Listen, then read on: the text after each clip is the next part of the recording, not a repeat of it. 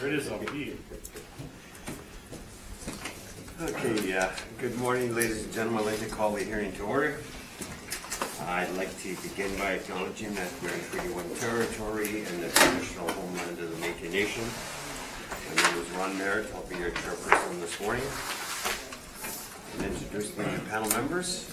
To my left is Lynn Nesbitt, and to her left is Kent Celine, and our assessor from the assessment department is Mr. Rob Lucky, and our recording secretary is Huda Aziz. This morning we'll be hearing application for revision in regards to the assessment rule according to the Municipal Assessment Act. The matters for which revision is requested has been described in each application, and will limit discussions to those matters. The statements that the applicants make or the assessor make at this hearing are sworn testimony, and anybody speaking in these matters must be sworn in. Please be advised that comparisons of assessments of properties are not considered evidence of market value by the board. The board is appointed annually by City Council and is independent of it, along with the City Administration. We make our decisions based on the evidence provided at this hearing and issue a written order that will be mailed to all parties as soon as possible. Please note that the board's decision in respect to application may be appealed to the members of the municipal board if the matter pertains to assessed value or classification, or to Court of Queen's Bench if the matter pertains to a set application from exemptions from taxation. Should you wish to appeal, information on how to do so will be included in the board's order. In respect to the hearing this morning, I will confirm the matters to be addressed with each applicant following the swearing in. We'll then have the assessor's testimony, followed by questions that the other applicant may have, and then will be the applicant's testimony followed by questions. Each party will have the opportunity to summarize if they wish. Once all evidence about the application has been brought forward, the applicant may leave. The process will repeat for each item on the docket this morning. The session will close after all applications have been heard, and the board will deliberate in private and make its decisions. You'll receive the order by registered mail as soon as possible. As information, all public hearings are live stream recorded and will be part of the public record. I'll ask our secretary to swear in Mr. Lucky and to affirm Mr. Newfield. Please state your full name. Robert Donald Lucky. And do you swear the evidence you're about to present is the truth, the whole truth, and nothing but the truth, so help you God? Decision. Thank you. Please state your full name. Robert Newfield. And do you affirm the evidence you're about to present is the truth, the whole truth, and nothing but the truth? Thank you. Thank you.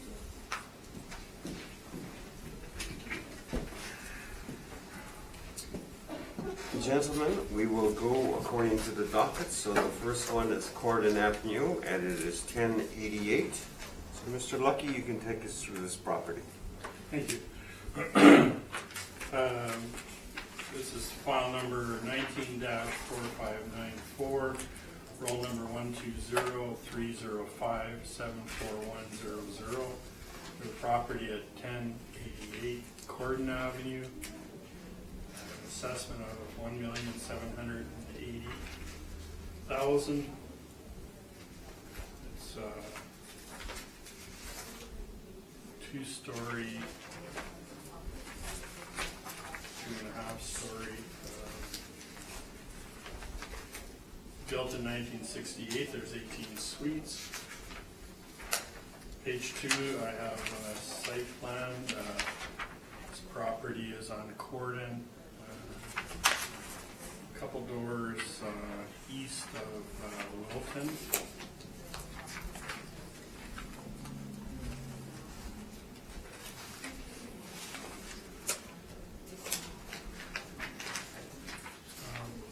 Page 3 is the street view picture. Page 4 is there's returns have been are up to date, and there's a sale October 7th, 2013, with consideration of $1,725,000, sworn value $1,725,000. Page 5, we have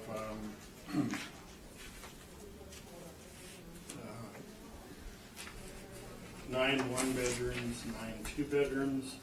The average, it's called average monthly rent, but that's actually the total income divided by the number of suites. So that would include parking and laundry and any other kind of income associated in the total income. We have model parameters, and for this age of property, being that it's pre-75 and the age is 1968, the cap rate is 5.3.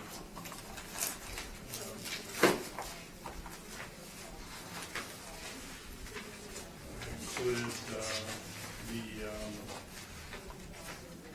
just the most recent I&E, and page 15 is the last board order from 2018 was reduced from $1,661,000 to $1,585,000. And I think that's everything. If there's any questions, I'd be happy to try and answer them. Excuse me. I thank you, sir. Mr. Newfield? Yes, the valuation, page 5, is this all from the model?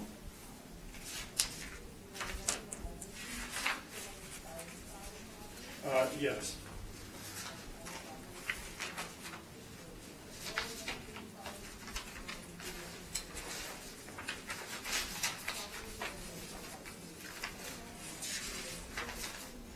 And I'm just wondering if you have the opportunity to review their income statements in relation to the model. There's a little variance there, isn't there?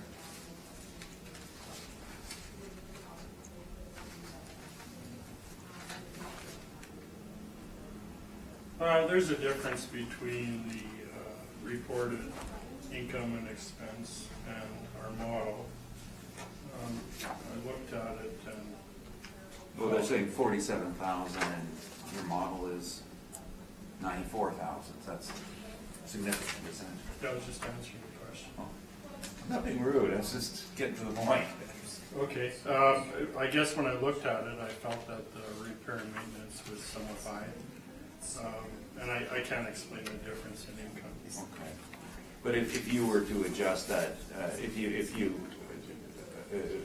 we agree with you to a degree that it was a bit high. I mean, it's still going to be a very small difference, maybe $10,000–$15,000.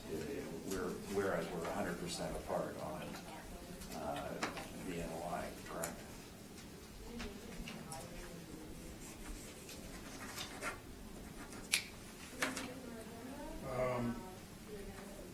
I wouldn't say we're 100% apart. I forget how the math works. If you look Yeah, at I it one think way, it's it's, 50, if yeah. you look at it one way, it's 100. Our way, it's 100%. You're 100% higher. Look at it your way, we're 50% lower, right? Well, if you're at 61... No. I meant the statement. We're just talking about the statement. Oh, the statement is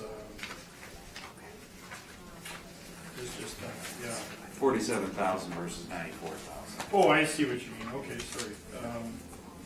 Right. Okay. And lastly, you mentioned the sale. Did you investigate the sale?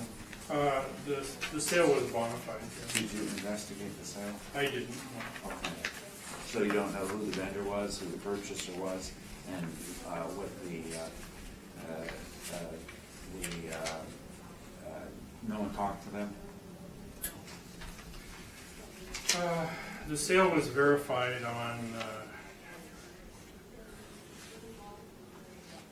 May of 2016 by one of our assessors. I don't know to what extent they were. Yeah, but your verification takes the place of what?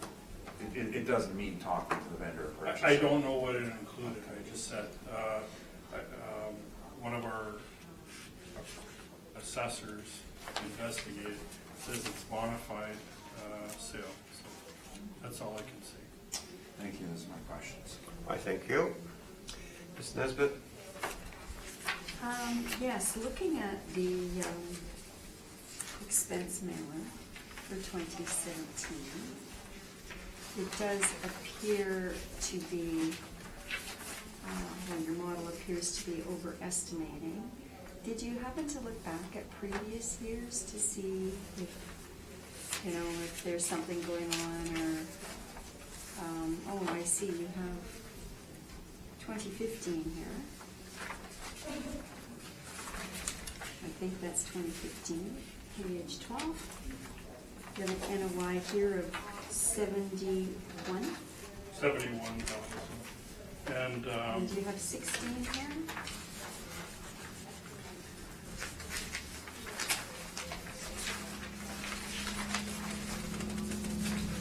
we have 16. Okay, sorry, I'm trying to catch up to you here.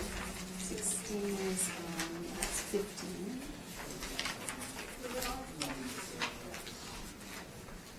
I see 17 and 15, but oh, 16. I have the front, Yeah, it's confusing.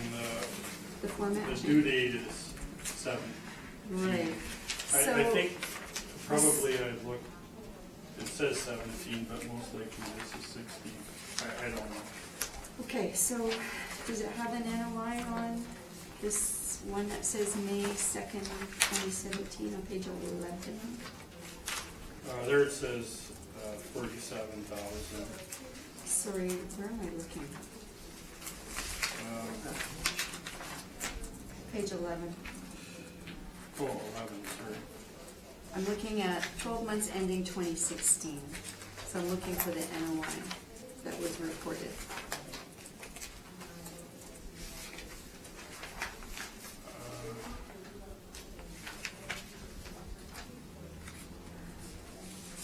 Page 11, the reported income is 202,000. That's the gross income, right? Right.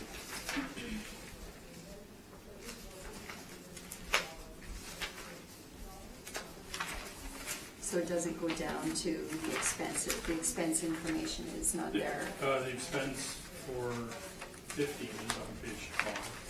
Unless yours may be numbered differently. I seem to have part of 2016 because my page 12 says 12 months ending 12/31/2015. 15, right.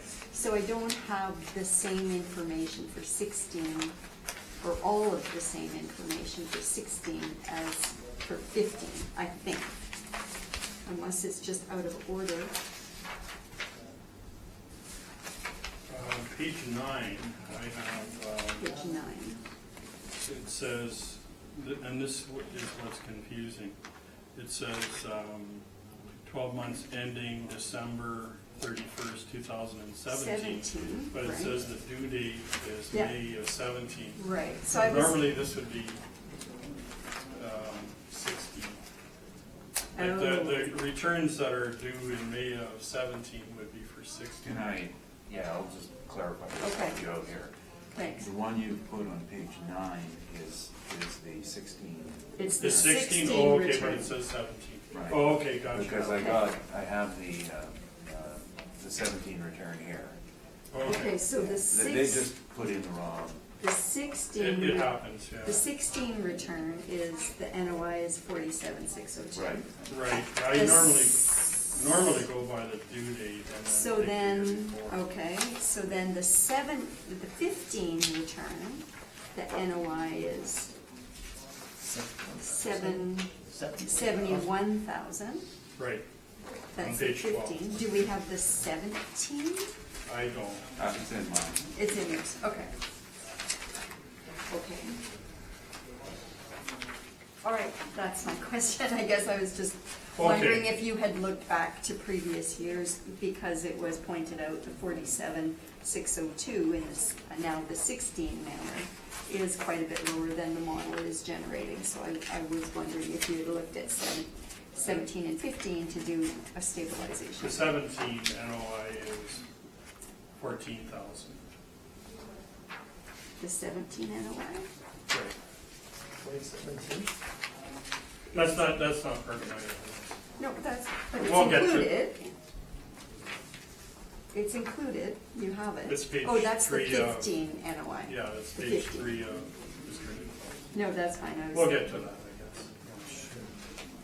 But you have the 15 and the 16. Right, I put 17 by, 16 thinking it was 17. Okay. Yeah. Okay, I was just trying to sort that out. Thank you. Because I do Thank make you. mistakes. No, that's all the questions. Mrs. Lynn? Have you stayed in this property? No, the only, I can tell you in advance, the only one I've been into is one of the Thursel properties. I can't remember which one.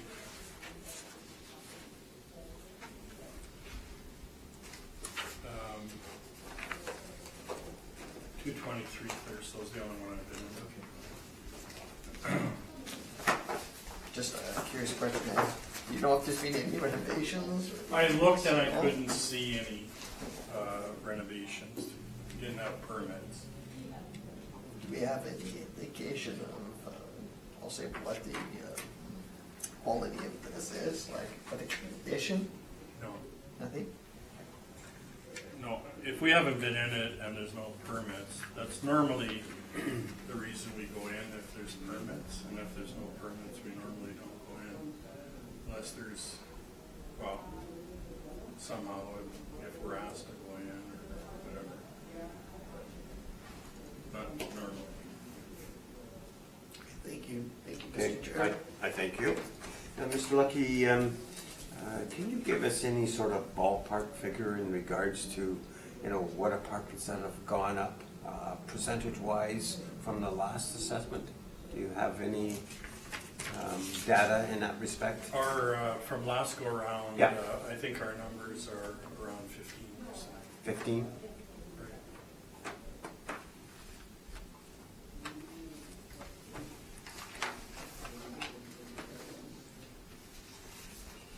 So, just doing a quick calculation, I guess, from, what the board did the last time, it is 12% that it's went up, so. Mr. Newfield, I think we're ready for your presentation. Thank you. This property is, had some, 2018 and 2016 are under appeal at the board. I think it's been the victim of what we call chasing the sale. The history of it is very important here. The property is owned by Smith Agency. Smith Agency have been in business since 1912. I had the privilege of going to their 100th anniversary parties. What's important about that is a company that is now 108 years old doesn't have an investment window of 6 months from now. They're thinking very, very long term. So when the Smith family began their business, they were not only property owners, but they were property managers. So this was a managed property owned by Wilton Arms. Wilton Arms was business related to Smith Agency, but not wholly controlled by Smith Agency. Smith Agency were basically the trustee in charge of the property. And when the Wilton Arms estate was sold, Smith Agency long-term relationship purchased it. It's not an arm's length transaction.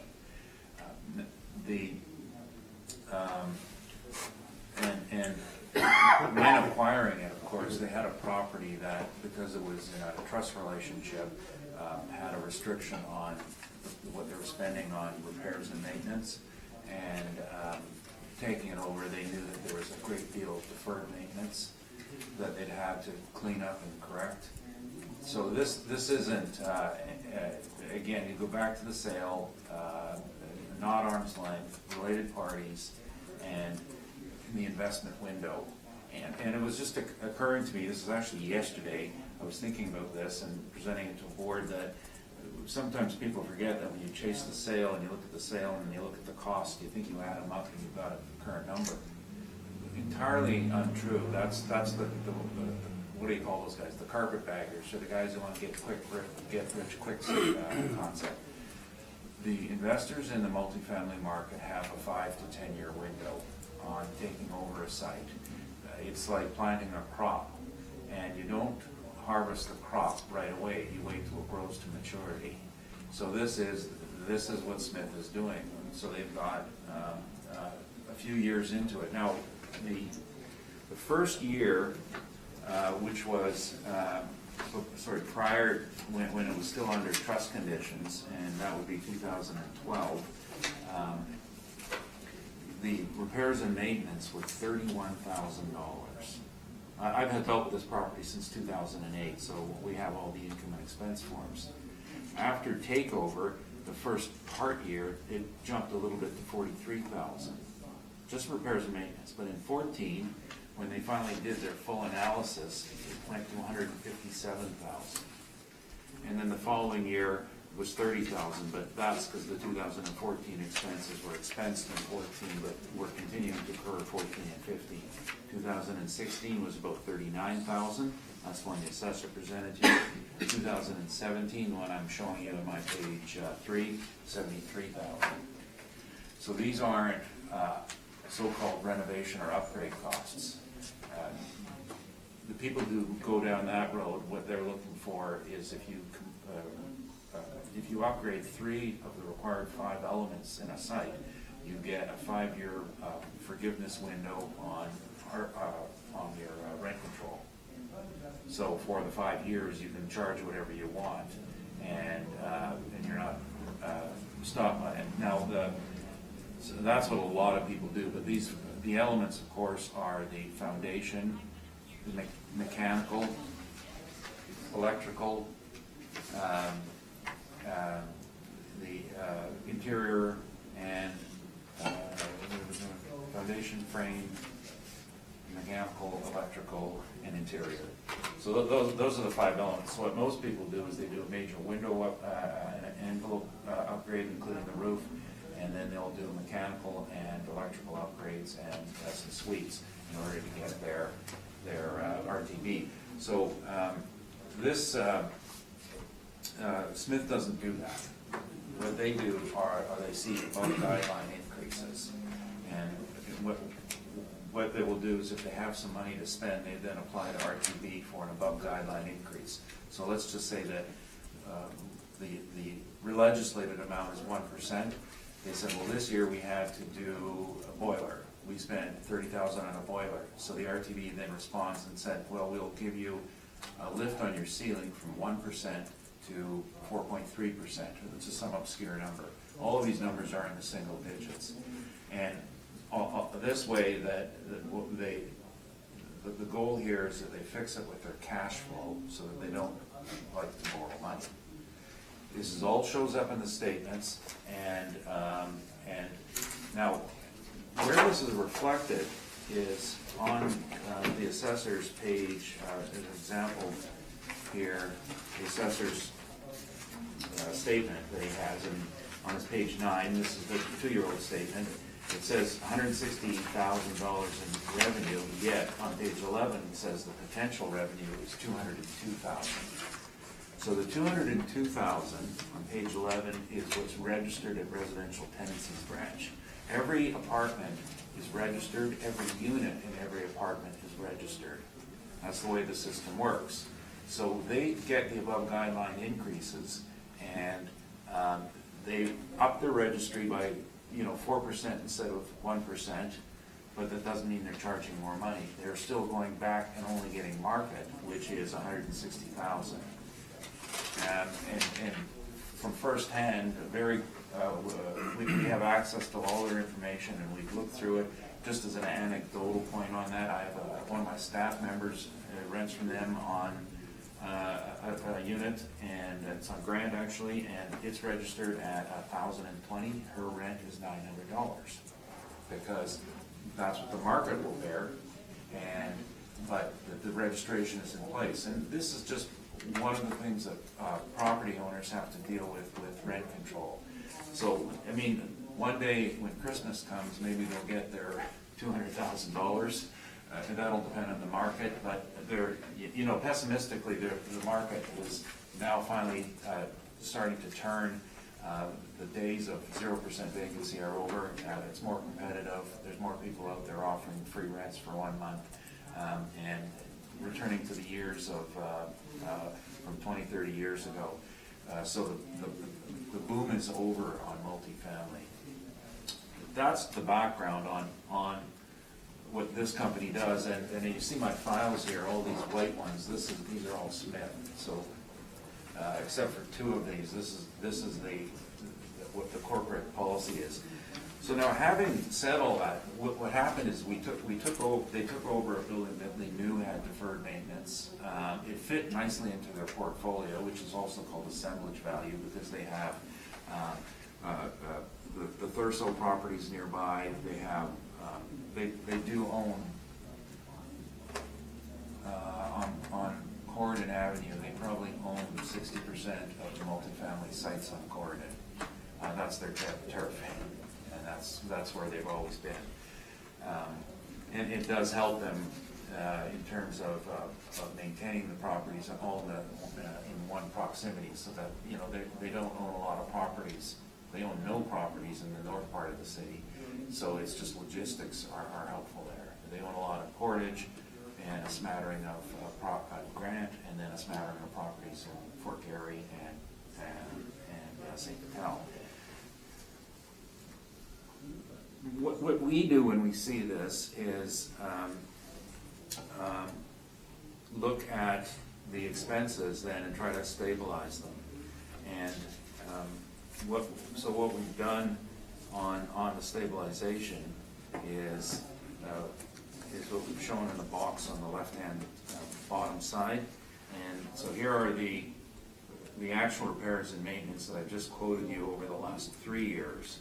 And we're adjusting them to $32,400, which is not taking into account the required repairs, but trying to stabilize them, because at this point in time, they think they finally caught up with all the deferred maintenance. Now, what they're doing in terms of fixing deferred maintenance is, and I've been in the site, we were actually inspected it with an assessor 3 years ago, is as units get turned over, they do a complete overhaul on the inside of the unit. And this would be flooring, walls, appliances, some of the mechanical. Nothing to give, go on the exemption from it, because they're doing it suite by suite, but there are some elements that give them above guideline increases to increase their registration on it. Now, just to give you an idea of that, in the following year, the one, and I never gave you this sheet, the potential for 2017 is up to $205,000, but the actual, as shown on page 3, is $166,000. So they've gone from $160,000 to almost $167,000, which is $7,000 over 160 is about 4.5%. So they are clipping along at above RTB increases. So and this is just proof of, this is how this statement must be read. Sorry, I'm all over the place here, but getting back to the expenses, stabilized at $32,400, which is a number we worked with them on, because all of their units are in the same, basically the same age category of requiring expenses. So that's $1,800 a unit, and that's about what would be expected in and around that number. So doing that, we've taken the 2017 statement, where you see $166,981 in revenue. We've kept the revenue, but then we've changed the expenses from $152,705, reduced them to $111,860 by simply changing the repairs and maintenance from $73,000 to $32,000. We've also stabilized for the previous 3 years at the same rate, which has the effect of increasing the NOI. So we're at 55,000 for 17, and rather than 14,000, 54,000 for 16, rather than the 47,000 that's on the assessor's statement, and then at 69,000 for 2015. That's the first step in stabilization. The second step is to calculate stabilized NOI, which would be, we looked at the last year of revenue, 166,981, and an average of the now stabilized expenses, coming to an NOI of 61,497.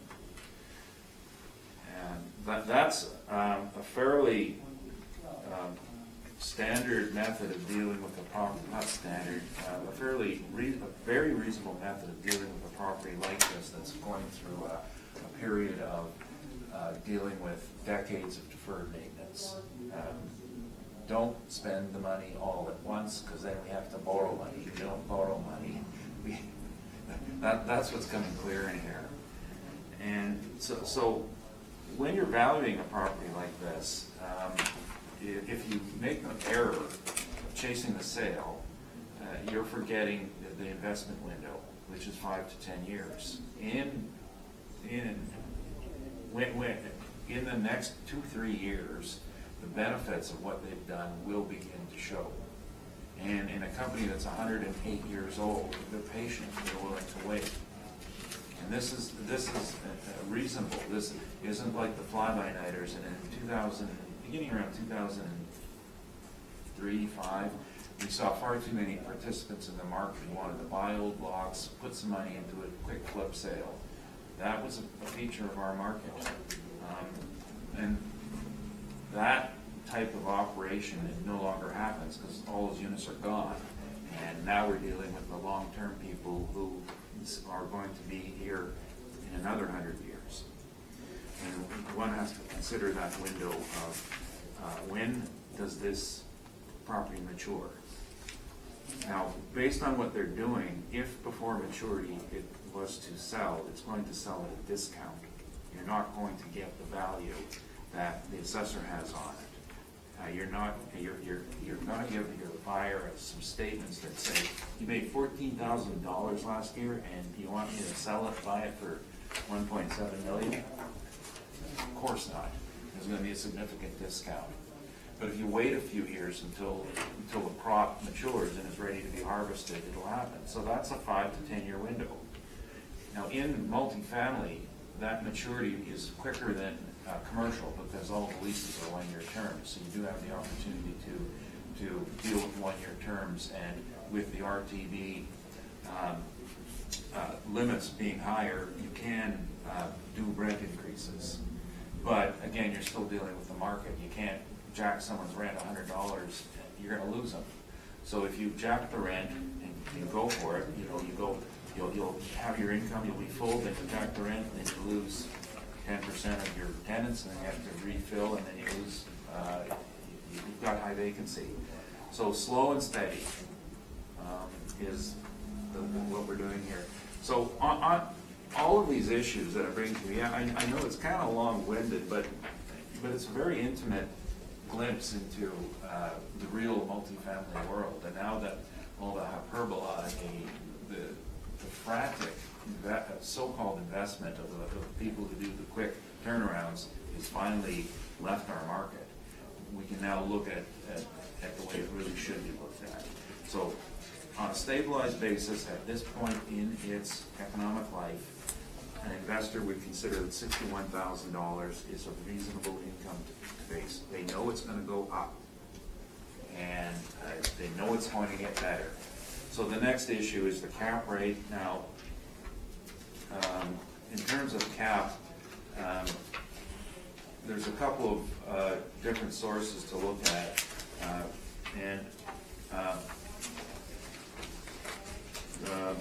we have the Collier's cap, which is, I was asked 2 days ago to explain the difference between pages 17 and 18 and the one on 22 in 30 words or less. I thought it was funny. So you saw that, yes. Last night I was told to do it in 25 words or less. advertising. No, when we sell properties, we include costs that aren't considered for appraisal. So on page, what is of interest though, is that the multifamily rates from 2016 to 2018 are rising. And that is because we're rid of the influences of the quick turnaround people. And sometimes there's a lot of confusion. And I know because I read all of the data that went into the making of these numbers. I have access to it. And even our office used some of the renovation cap rates. Like I'm going, half of them were caps before renovation, which shouldn't even have been in there. But so stabilized, they have increased, and that's the reason why over time. Now our take on it on page 22 is that this being a low rise, the rate would be from 5.5 to 6.5 in our market. And our definitions on page 20, of course, don't really fit this building. It's a little bit older and a little bit smaller, 40 years, but it's likely that its differences to the market are smaller than some of the other properties, so it is a decent guide. We'd always looked at 5.5 to 6.5 as being in there, and the issues on this. So from the income potential side, it goes towards the lower part because, as I'm saying, they planted a crop and it's gonna mature in a few years. So there's an upside. So that steers you to a low cap. On the other hand, the downside is that there's a low number of units, and I'm saying all this now so I don't have to repeat it later. A low unit count is bad because one vacancy in an 18-unit block gives you a vacancy rate of about 6%. 1 unit vacant in a 30-unit block gives you a vacancy rate of 3%. So stability of income is better in a big block. Stability of expenses is better because fixed costs get distributed over more units. In this case, fixed costs only get distributed over 18 units. Fixed costs would be a boiler replacement, a door replacement, or repair, accounting fees, legal fees, the soft side costs, where it's a fixed amount regardless if you had 18 units or 60 units. So the expenses are more vulnerable, so that pushes our cap back up. And so we have it at 6.25 here, and I'm looking at this today, it could go as low as 6%, I would concede that. But we still are looking at that number. And we also have a couple of examples of properties, and the ones we cite, I'm citing here today, came from both our Collier study and our internal sources beginning on page 33. And these were verified with detail, verified by contact with vendors and purchasers, verified by access to the actual statements at time of sale, which is key. Remember, the assessment department uses their cap rates based on a mailer that was sent out, and the sale could follow that mailer a year and a half later. So what's happened in the meantime? This mailer doesn't pick it up. That's why their caps are basically wrong. It's because they're not there when the sale takes place. A great example is the one we always argue about, 333 Ward. Yes, again, we were there, going to sale, 5.5. The mailer says 5. I don't care, because I know they didn't agree to 5% when they sold the property. But we have numerous other examples like that where we were there. 26 Hargrave, 6.62%, did the sale. 182 Church, I did the appraisal. 600 Charles, I did the appraisal. And 1830 Portage, we were there. Incidentally, 1830 Portage on the mailer is going to cap much, much lower because the mailer's a year and a half outside of the sale. That one was impacted by, it was a family who put it up for sale, and They spent a lot of money the year before to fix it up, make it nice for sale, sort of like taking your beat up old car and taking it to the detailer and putting on some new tires and spending some money. That gets in the mailer, but once the money's spent, it's in better condition. If you were there at the time of sale, we capped at 6.58%. The one at the top, 228 Notre Dame, purchased by the same company, and it's a different style of building. The only comment I want to make on that, it's at 5.53%, and that's based on an allocation of, they also bought 275 Notre Dame, which provided the parking for that site, and the allocation on Notre Dame is 500,000. So arguably, we should have put the two together, and the cap is actually going to be in the high sixes when the two are put together. But we were trying to present it on its own. So that is my presentation, and thank you. I thank you, Mr. Newfield. Mr. Lucky? A lot of information. So your direct evidence. On page 3, the repair and maintenance is $73,245. Correct. Which I calculate as just over $4,000 a year. Correct. To do that kind of work, redecorating or whatever you call it, the suites, wouldn't there be vacancy? No, there, well, yes and no.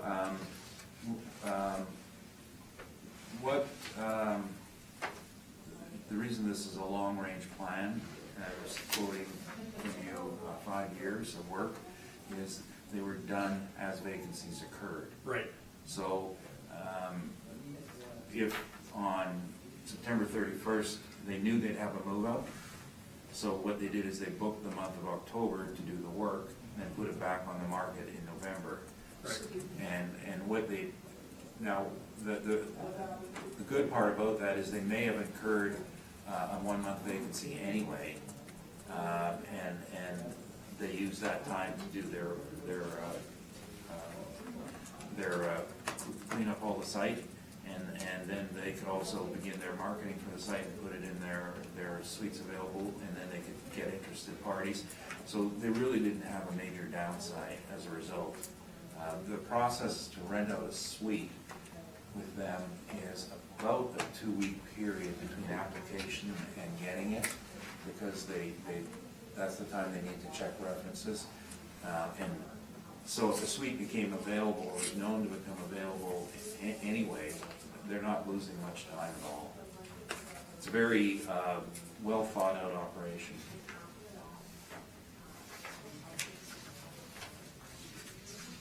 So it just explains the variances, depending how many turnovers they had in any particular year. They were spending, I think, the neighborhood of $5,000 to $8,000 a suite to catch up with deferred maintenance. It was very, very extensive. But that would take some time and there would be vacancy. No, like I said, I think they were marginally, if any, impacted by the vacancy.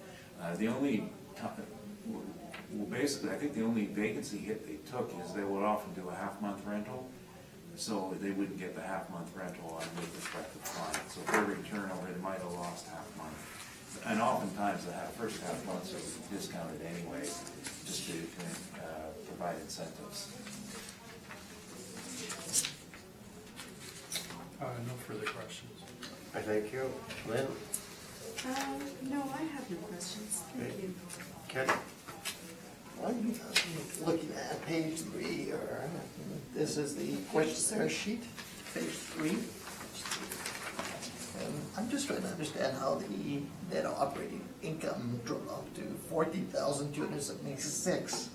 The previous year was 47,602. Then if you go back in 2015, it was 71,155. It's the variances in the maintenance and repair. Virtually all of it is due to that variance, maintenance and repair.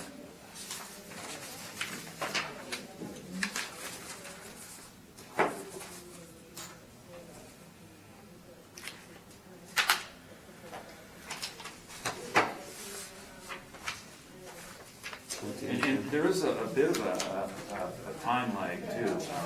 Sure.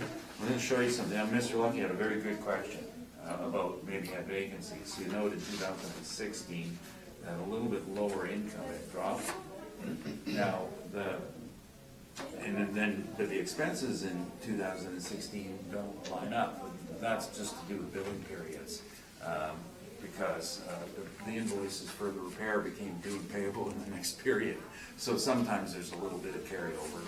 This is something we're personally aware of, so, but they do line up. And I think it was very valid, a very good question. It doesn't change the final number though. But yes, your answer is repairs and maintenance is pure and simple. And on page 1, when you adjusted the repairs and maintenance, you Correct. basically flatlined it with respect to 2015, 2016, 2017. Right. And you just used a flatline number. Correct. Was that an arbitrary number? No. I was saying earlier that we represent all of their sites. There's about 100 properties, and so they got a pretty good database. And we went through the sites where they had good normalized numbers without any deferred maintenance. And this is about what they're spending on average per unit. This is a good operator. No, an operator trying to make more money on the site is going to cut their deferred maintenance. And we've had sites that are as low as $600. Anytime we see sites like that, you know there's a problem looming on the horizon because you're not doing enough. Like, you know, you have a sweet turnover, you might wash, shampoo the carpet, maybe, and that's all you do. That's not the standard anymore, especially with being a more aggressive market.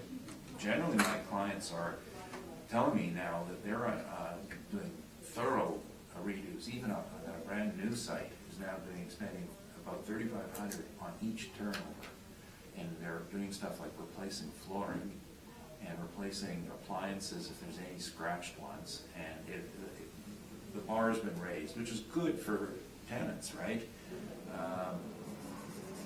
And good for retaining tenants too.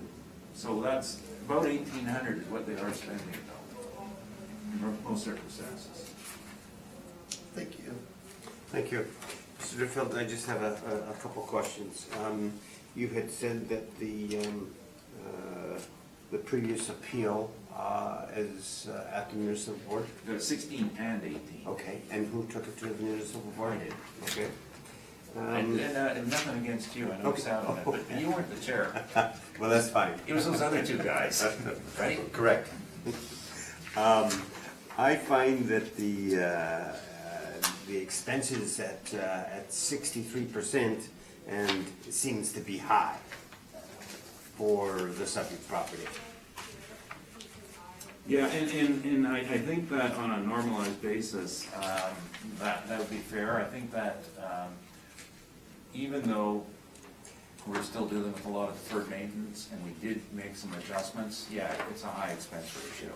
I think this should stabilize out a year or two from now and come down a little. But there is one point though. This site, if you'll note the statements, has not offloaded its utilities. There's no separate metering. It's on page 3. You can see the landlord does pay water, sewer, and hydro. So, So that would, I think that typically this would be in the mid-50s, and we're at 63. I'm just looking at the your bottom portion there where it's got expenses for 2017, which are really high, Right. compared to the norm. Okay, but I guess the average wise you're at say 121, but you know because of the renovations, etc., you cut it back to 105. Correct. Okay, so you know if you would have gone to the 120. The expense percentage would have been a hell of a lot higher. Right. Yeah, the expenses are probably on a real basis in the 70s, So, as you stated, Smith agencies are like this? They do that type of work? Well, it all has to do with the investment window. Their focus is on the long term, so they're willing to take some pain in the years. A lot of people, we don't have any here today, let me see, maybe there'll be another one here today. What you'll see on their statements is mortgages. They go and borrow money to do the work and then do it all right away. You know, pull the Band-Aid off real quick. Smith, these sites aren't mortgaged. It's out of cash flow. So, But it's just a longer term. Okay, my final question is, they purchased this building in 2003 for $1,725,000. So you're asking us to look at something substantially less for a value. They took over the site from an ownership entity which they also control by trust conditions, and also one that had been with them since 1968.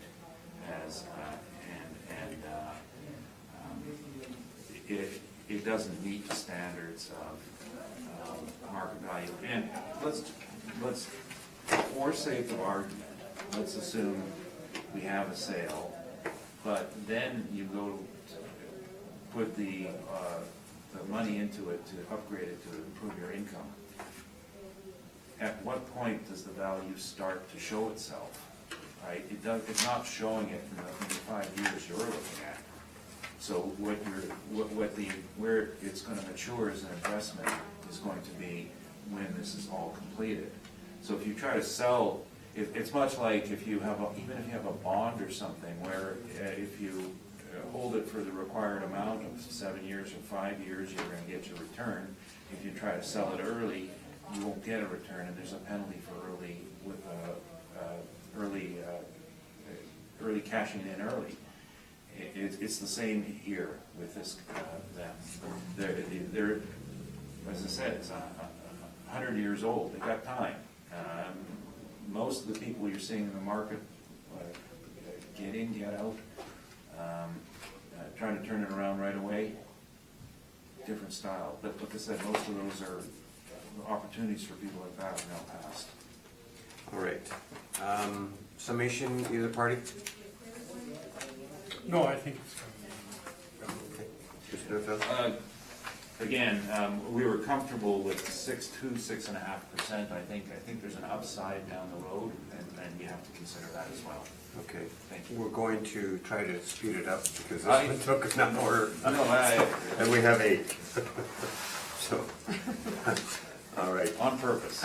Well, I'm glad we spent a little time on that, so. Well, we had, Yeah. All right, we'll go to Pembina Highway 1520. Mr. Lucky, floor is yours. 1520 Pembina Highway is file number 19-4568, roll number 0308029210. We have a 1960 built 3-story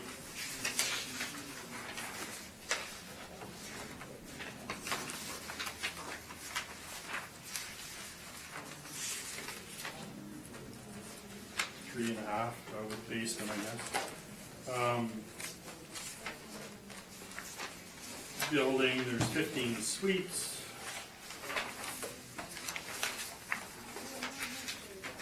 For some reason, the pictures are in the back, but this building is on Pembina Highway.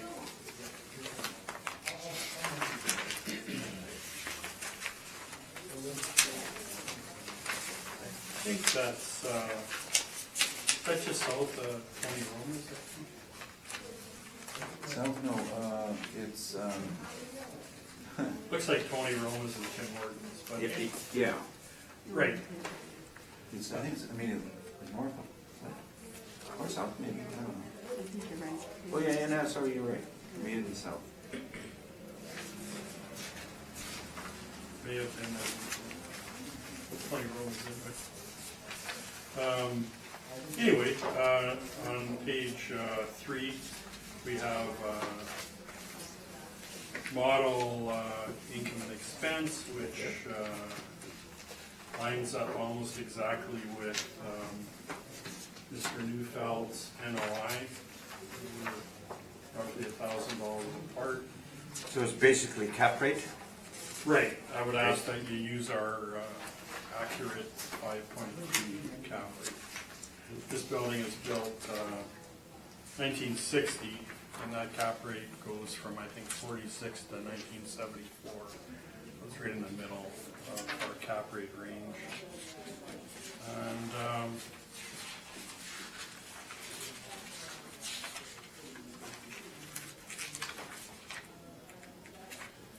that's all I have to say on that. Do you have any questions?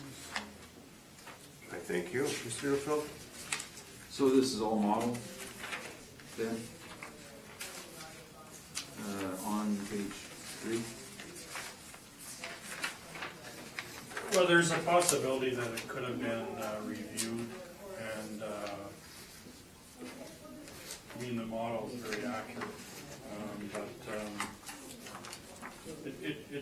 we review a lot of them as well. Yeah, but is there anything in here that would have been overridden then? Do you know? Well, I don't know, like, somebody could have changed. And you're saying that because you're looking at the 3 key numbers and wondering they don't look like ones you normally see, or is that, I don't want to put words in your Well, I don't know, Oh, is okay. the answer. You know, if this said exactly 50% expenses, or, Then you'd know. I would say that's normally Yeah. not a model number. Right.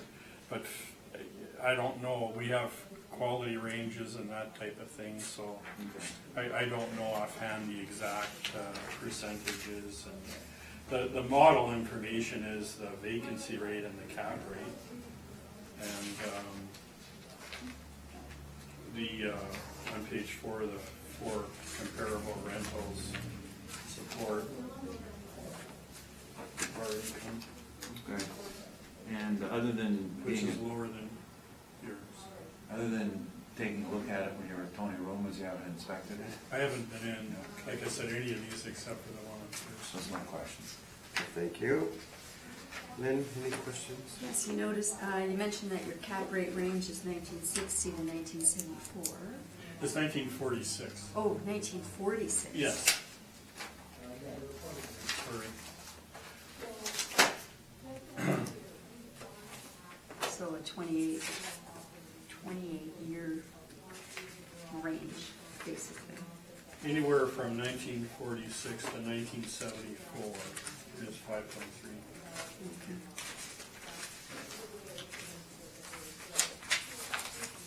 Is there a big difference in terms of a 1960 building and a 1974 building? Like, there's a 50-year age variation, but, I'm not sure why we. like, why were those, why that age range? It seems, I can't answer that. The model, you know, we gauge and check the model to actuals. And for whatever reason, I mean, there's gotta be a cutoff somewhere. yeah, no, I And appreciate that that. just happens But to I'm be where it wondering, is. like, Is there a difference between a 74 and 75 building? or a 74 building and a 46 building? You know, like, I'm just wondering on what basis those parameters have been determined, like building codes changed, or like why 74, why? I don't know. Like, I'm just trying to understand how, not just the majority of the buildings fall within that age range, maybe that is it, I don't know. I'm just trying to understand, but that's okay if you, I mean, yeah, it could be different. You know, I don't know that anything changed in that year. Okay. Just that that was the cutoff. Okay. And we had looked at doing graduated cap rates, you know, you'd be looking at, you know, 5.21, Yeah. 5.28, Yeah. you know, all the It way up. becomes complicated. Yeah, you know, so yeah, you're right, and is there much building differences? I don't see a lot of difference. I don't know that tenants go, what year was this building No. built? Or they might. They might, but they're most likely looking at the kitchen and bathroom and decorating and suite sizes and that type of thing, location. Right. At least I know that's been the case with, when I looked at apartments with my kids. so. Yeah, okay, thank you. Thank you. Kent? Do we know the condition or quality at all? No. Okay, thank you. I checked, there was no evidence of any kind of major upgrading or anything. There was no major permits that I could find. Thanks. Thanks, Mr. Chair. Thank you. Mr. Neufeld, your presentation. Just a little follow-up question, it's kind of like just clarify a point here. You said tenants don't, in answer to a question about the cap rate, you say tenants don't look at the age. Of course, tenants aren't buying the building and don't care about a cap rate, are they? Right. Okay, so- You know, I mean, the same thing. Obviously, the purchasers are looking at. Right, that's all. I'm not picking on you, I was just, I've been picked on before. you woke me up. That's good. Thanks. I really like it when I say something in the first hearing and then we go to the next one and go, oh, hey, I just got proved right. So this building, as the assessor's shown you in the history of it, was sold 2011. So 2 years prior to the last one we heard, and it's exactly the same issue. Silver Bay owned it, Smith bought it. Smith was part of Silver Bay in the same manner it was for the previous building on 1088 Corridon. In this case, they registered it at $1.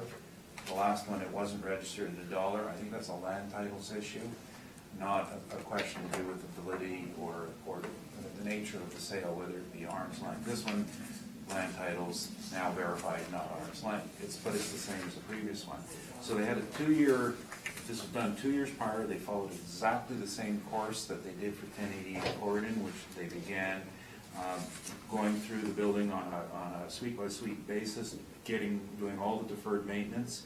And you'll notice from the expenses, the last year they spent major money was 2016, which, much like the last one we said, it all fits into that time to turn over a complete block and get it back, get all the deferred maintenance fixed. So we get around to 2017, and my earlier statement about when is the crop mature? Well, it's finally matured. This is the proof of it. Another 2 years on this, and it's showing how this works. Also, in the 2017, you'll note that the expenses, the repair and maintenance expenses, dropped to $29,000, which is $1,947 a unit. That's a normalized number. So earlier, I was asked why $1,800, and here's an example of a post. I don't want to call it renovation. A post get the building back up to snuff. Period. So we did make a small adjustment on it, and then of course also on the income side, you'll note that the income grew at above RTB rates, which means that along the way they got above guideline increases, and again, but they followed the market, not their max. They are now registered at 190,000.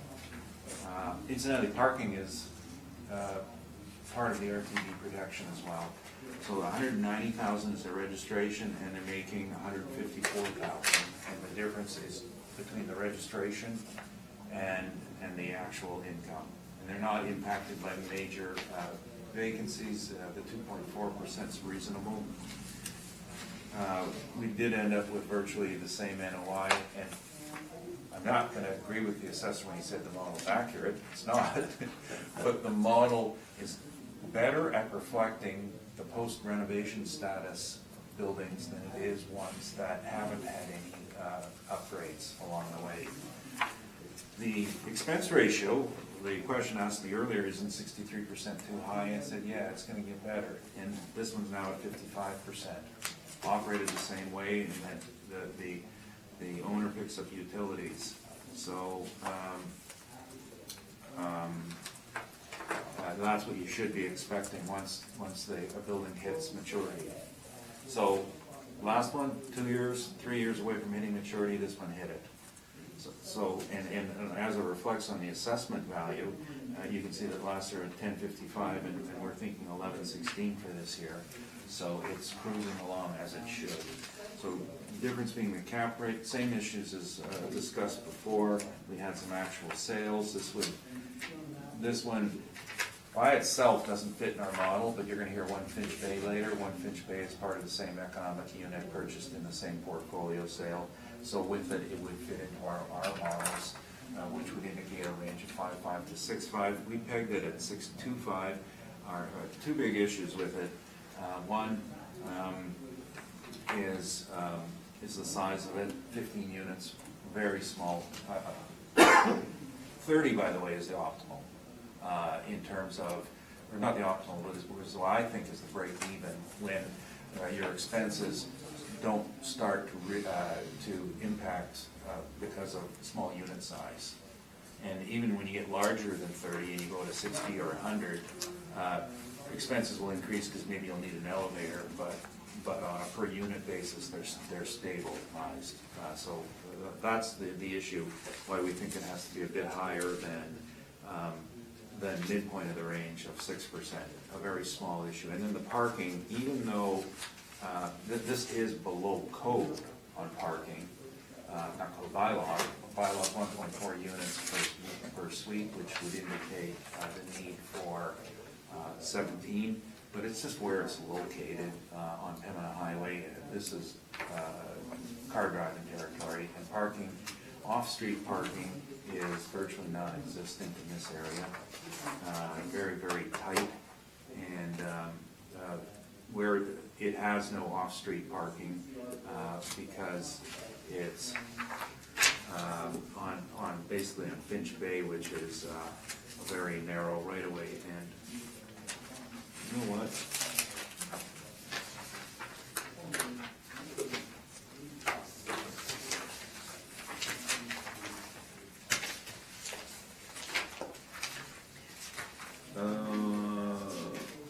I think some of the parking stalls that are attributed to this are outside the lot line too. That's why we put it in there. They're using parking on the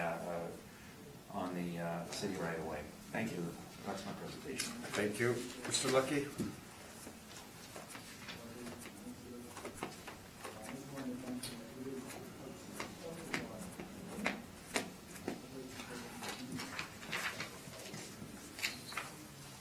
Thank you. I don't know.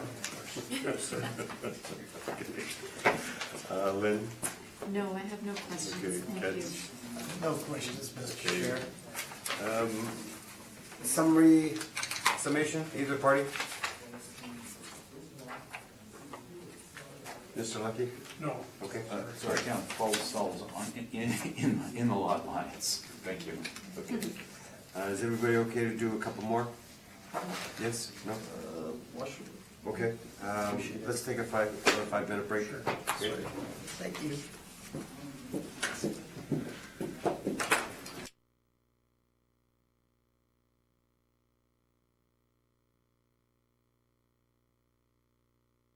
You're ready.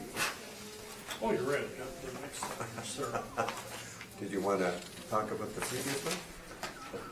No, I got these fell apart and they all mixed up here. All right, the floor is yours. Thank you. 633 Manchester Boulevard, file number 19-4426, roll 0308184910.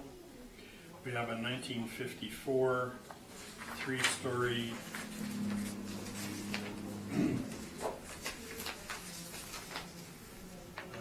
17 suite apartment block.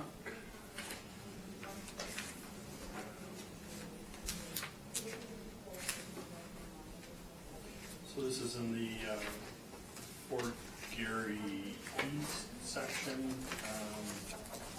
just off Point Road near Oakenwall. I believe that's a school, Oakenwall School. It is. The third page is a picture of the subject street view. And page 2 is pretty much the returns, I guess, except for when the sale took place, and a consideration of December 3rd of 15 of $1,500,000. Page 3, we have model. The suite mix is 11 one-bedrooms, 6 bachelors for a total of 17.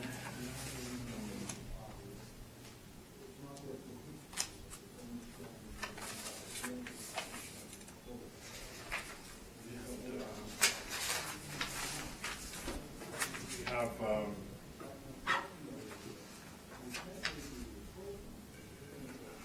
model, like I said, model income and expenses, cap rates.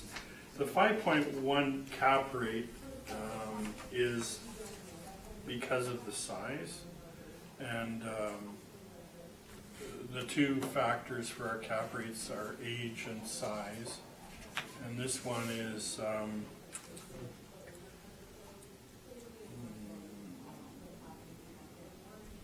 between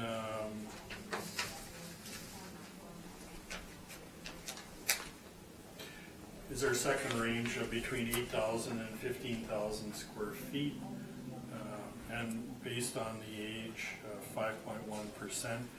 The logic is that these smaller buildings, we found in our actual cap rate analysis and model that they sell with a lower cap rate, and I explain it by the fact that there's more possible purchasers for small buildings, and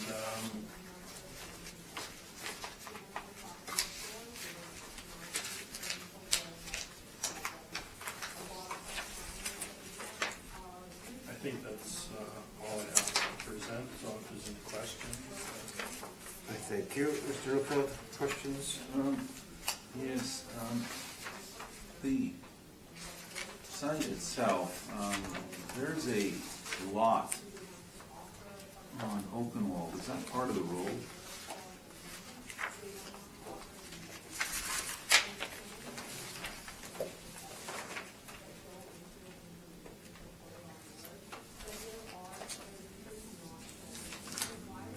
That narrow lot, Yeah. I don't know. With the board's permission, may I just quickly check the city Winnipeg site? Sure.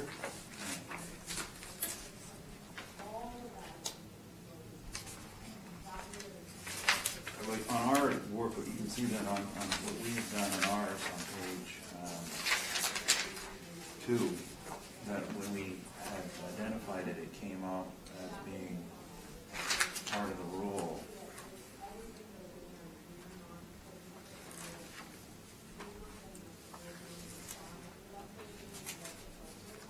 Because there's also a discrepancy in parking, because in one of their statements, they say 13, and another one, they say a great deal more, right? Well, on the cities, it says 16.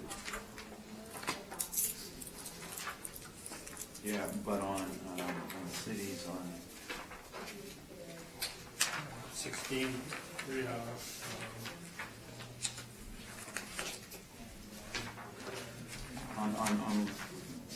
yeah, it says 13 on page something, on page, art page.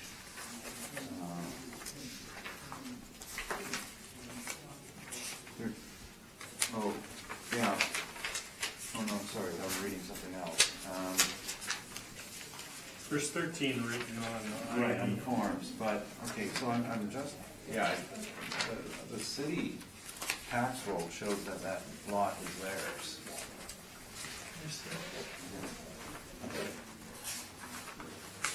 Oh, okay. So I'm just wondering if you.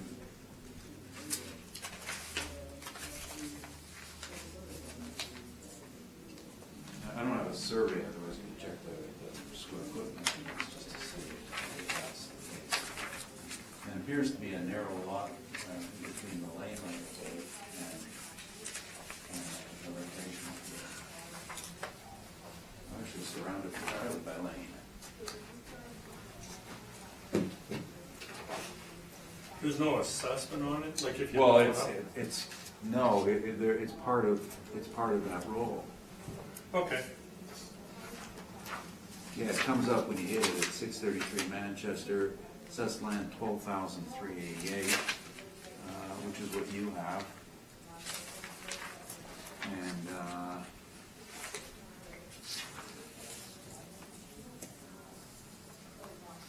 I guess we should have talked about this beforehand, but. I don't know that if there's no assessment on it, we're not adding. No, there is no assessment on it, but it's just a question of the value that it adds to the roll when you have the parking outside, and they're saying 13 is, and then looking at the pictures, Well, it looks like you can park behind it in the Right. lane, and you can park in this additional. yes, right. I just thought, like, I'm looking at it for myself and thinking whether we're looking at, Well, for the difference, it's not gonna add that much. no, well, you're right, I just wanna make sure we know what we're dealing with, that's all, I guess. Yeah, Yeah. I guess if there's that extra land, it would make the cap rate of 5.1 look good. Well, it goes to without it, it falls below bylaw, with it, Right. it meets bylaw. So, Parking would be an issue here, because, right, because of where it's located, you need parking. yeah, Um, based on your phone, it looks like it is included. We enter my phone as evidence. Okay, sorry, back to business, page 3, is this all model, do you know?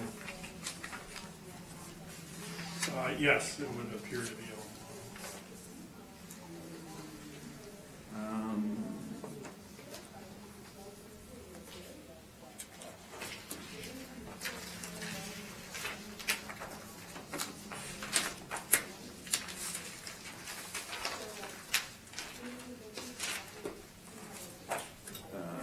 Thanks, those are my questions.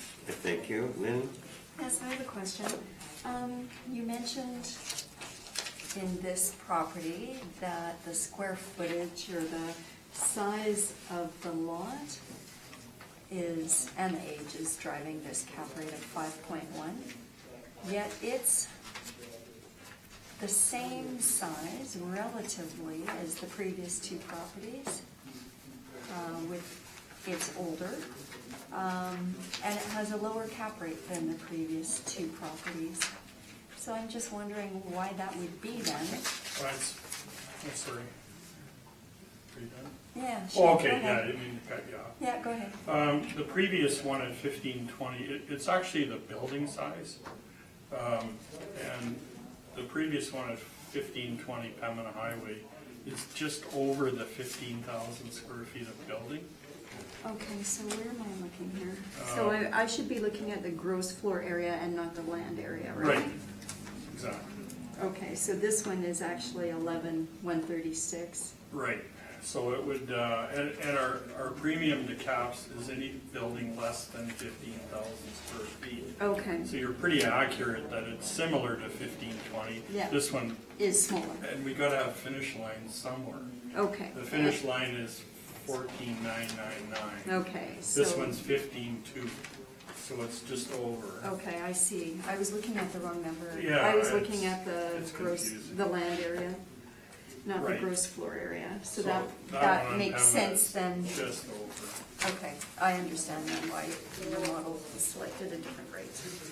So despite the fact that it's also within that 1946 to 1974 range because of its size, there's If a it was, right, if it was, 15,000 feet, it would be 5.3. but because it's under that, Exactly. gotcha. Okay, thank you. That's all my questions. Thank you, Mr. Chair. I thank you. Kent? Just doing a quick photos of it doesn't appear, but you can correct me if I'm wrong, that there's been any major repairs here. Has there? But the exception, Yeah, I wasn't able to find any major.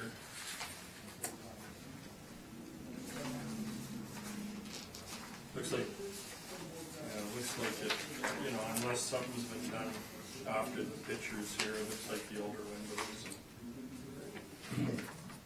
from what I see here, it's indicated there's 16 outdoor parking stalls. 16.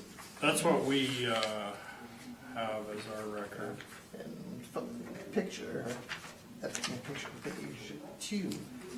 I apologize, where are those parking stalls? Is it, that's the, Well, it looks like they would have to be is it that? either behind the building and or this skinny lot that Mr. Neufeld pointed out. Across the back lane and north of the subject site.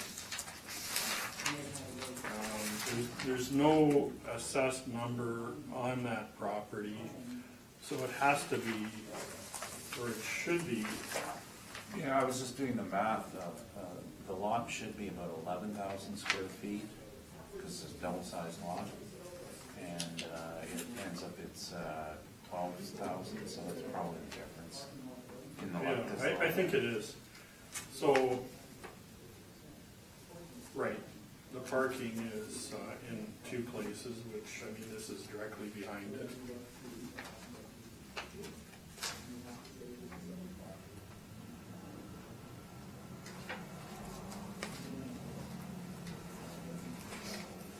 I believe this is Oakenwald School, which It appears to be. Thank you, Mr. Chair. yeah. I thank you. I have no questions. Mr. Neufeld, your presentation?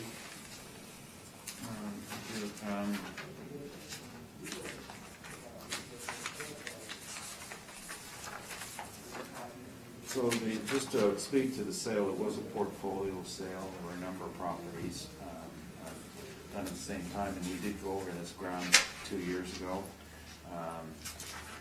with the assessor, and at the time,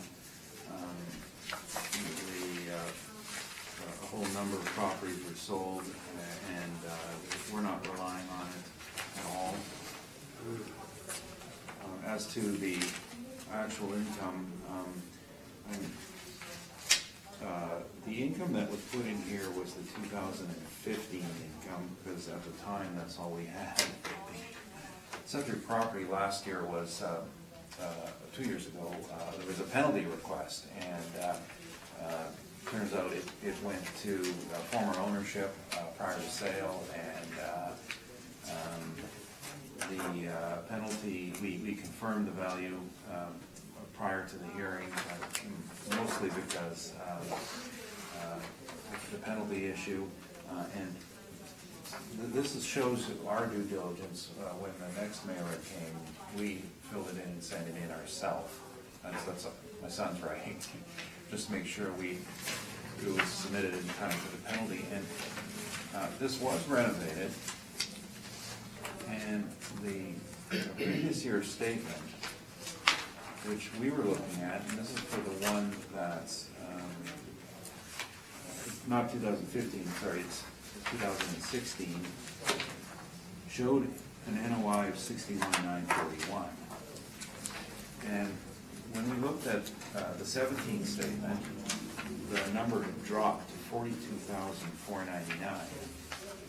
So this seemed rather strange that post renovation that the NOI drops substantially. Rather than try to stabilize this, we ended up backing ourselves off to the previous year. And the issues go around the operating costs. And when that happens, I guess our concern is if we're having a previous, an increase in operating costs after renovation seems to be very, very strange in our opinion. And wasn't reliable to form evaluation on. So we're gonna defer to the more reasonable amount of 61,941. Expense ratio 53% being post renovation expense ratio. As I was stating earlier, that's what to expect. In this case, utilities are still done by the owner, so they couldn't be offloaded. So that's why we have a 43% ratio. The lower ratios, the assessors at 49 previously, and they were at 45. I think they represent the trend to try to offload utilities to tenants, and that does drop your expense ratio. And from my knowledge, I don't think their model has that as input to decide who pays the utilities on it. I should have asked that as a question. Maybe next time around I will ask you the question so you can speak to it. So that would be a difference there. Now capping at 6.5, this is what was troubling me. Even though it's a small unit, I disagree with what the assessor says on that it's more desirable, because he's talking about a different highest and best use when he says that. When a small unit being more desirable, it's purchased not for its investment capability, but for its ownership. Interesting, we had a comment made the other day where someone said, well, yes, when I was younger, I wanted to buy an 8-plex because I wanted to live in one, and that was my motivation. So that's not a cap rate sale. He wanted to buy it, live in one, and his mortgage is paid by his tenants, not investment. So what we have to do is keep on the straight and narrow and always deal with properties in the same manner. As an investment, small is bad. Now, we had concerns about the parking, and when I saw the parking issue here, I don't think we picked up on it. So I think it's got very good land on it as it needs. So I just want to adjust the cap to 6%, and that's right in the mid-range of our 5.5 to 6.5 rate.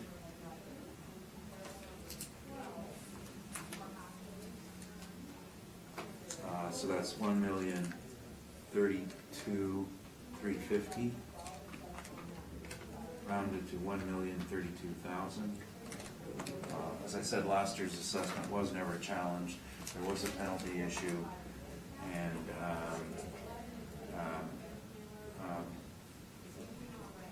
well, that's just the reality of life. Thank you. That's my presentation.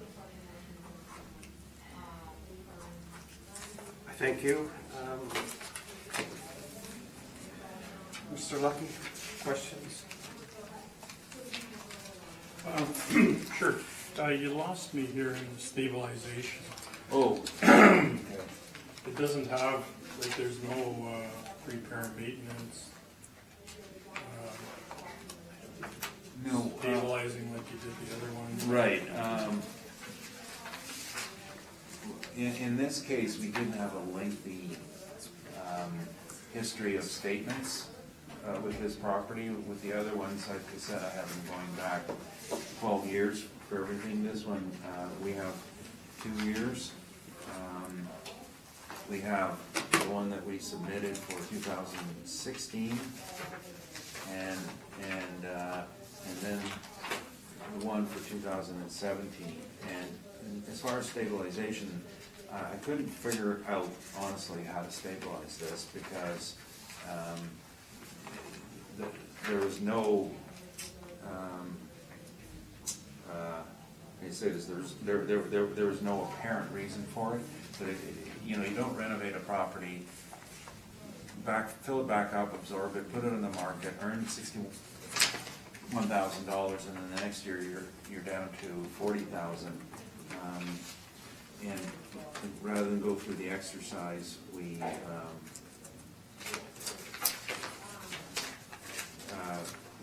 just relied on the last year of the statement we had. And I guess we didn't submit it either. Sorry, I have it right here in front of me, but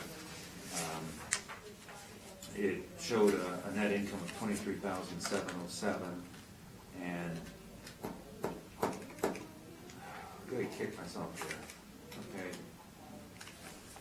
I'm sure you're not gonna mind if I go up a bit, are you? Depends on Well, a little bit more. The 16 statement is income of $23,707, a mortgage taking back out $41,996, interest expense $7,599. So, yeah, that brings me to 73,502, and you're at 73,883. Okay, we won't even debate the income. So give us the NOI. 73,502. So the 15 was 61,941. The 16 was 73,502. The 17 was 42,499. And I put them side by side, and I don't. There's some expenses on here that I don't know. And I'm speaking of the 2017 statement that I'm a little troubled by, like caretaker's phone. The R&M is back up after pre-renovation, doesn't seem right. The leasing costs were $10,000, which is way out of proportion.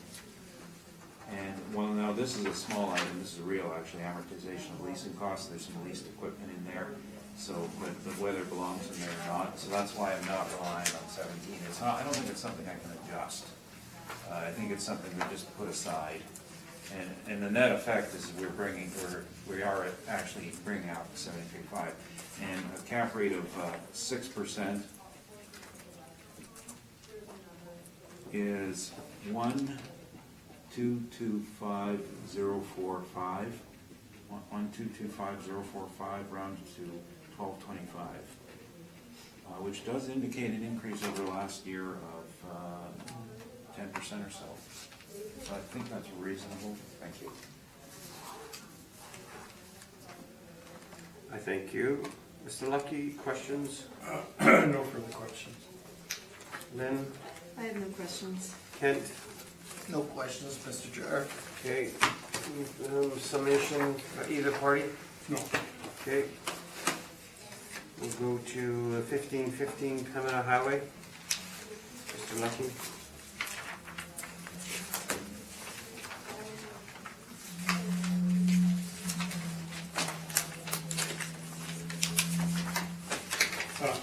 Thank you. 1515 Pembina Highway is file number 19-4607. Excuse me. 03-070-105-100. We have 1960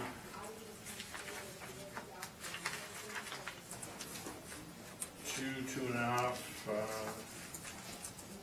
story building on Pembina Highway.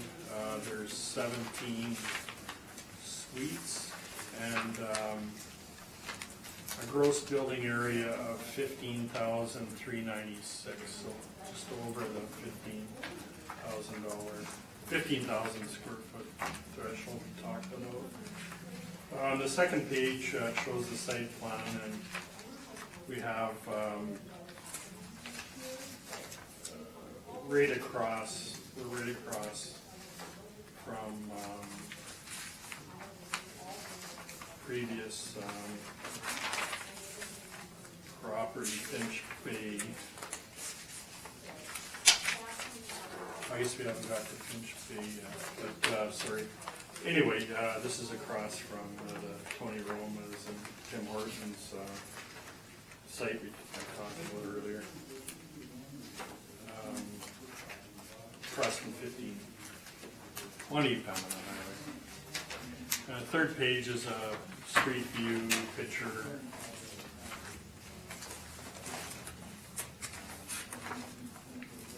We have on page, our page 2 is all the returns, no sales of record.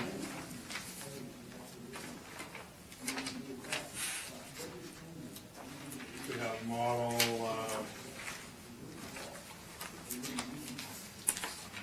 income and expenses.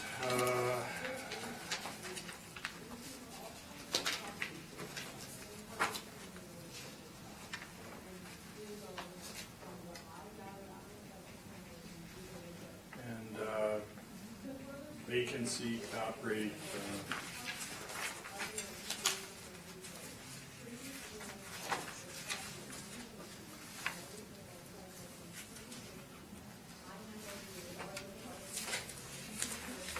Don't have anything further, so I would ask that you maintain our assessment of $1,674,000, which is a little over $98,000 per unit. The suite mix is 1 bachelor, 5 one-bedrooms, and 11 two-bedrooms, so pretty high bedroom count for this age of building. And that's about it. I thank you, Mr. McCall. Page 3, is this Paul Mall? I believe so, yes. You said there were no sales of record. I have notices from 2016 indicating that the property had a different ownership than those in 2000. Sorry, my date's right.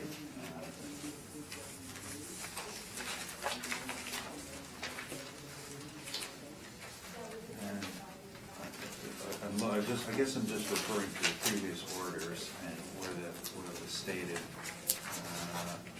In 2016, as of January 20th, it was owned by Gopher Enterprises and Melville and Rulu Schwartz. As of October 20th, 2017, it was Gopher Enterprises. So you didn't report that sale for the half interest? I don't have that information. But that would be in titles though, would it not? A sale of a half interest? I don't know. Well, to change the name of the title, you have to change the title, right? Normally. Okay. And I don't, not sure if it's gonna matter much in valuation, but, So, Mr. Duffield, was there an actual sale yeah, of the half interest. of the half interest? So what is reported then? The half interest? Yes, the value of the half interest. What, and Okay. I'm just looking to see if I have a previous year's submission on it. Last year, no, Patricia did not report it. So the way titles will report it is they'll go the sworn value of the half Yeah. interest, and then the sale price will be the full interest. Yeah. Or vice versa. One of those two. It'll be clear. Well, if it was a share sale. No, it's not a share. It's a half interest sale. Share sale. No, it's not a share sale. So, Do you have any information on the sale? Well, I didn't see anything in the I mean, I'm very much aware of it because we're looking at the developing a cap rate on it, but then the expenses after sale were kind of bizarre. But, well, So, Mr. Duffield, do you have evidence of the sale? And does it specify the percentage? yes, They bought? oh, yeah, Okay. it specifies the percentage, there's no problem there. Okay. Um, Mr. Lucky, would you like a copy of that? Well, if there's some evidence, I'd like to see it. Yeah. Yeah, so this is, put these out here. We know what took place, and so here's the borrowers that have the title names on with the 2 years I mentioned, so it happened in between that period, and here's the notice which specifies it's a half interest.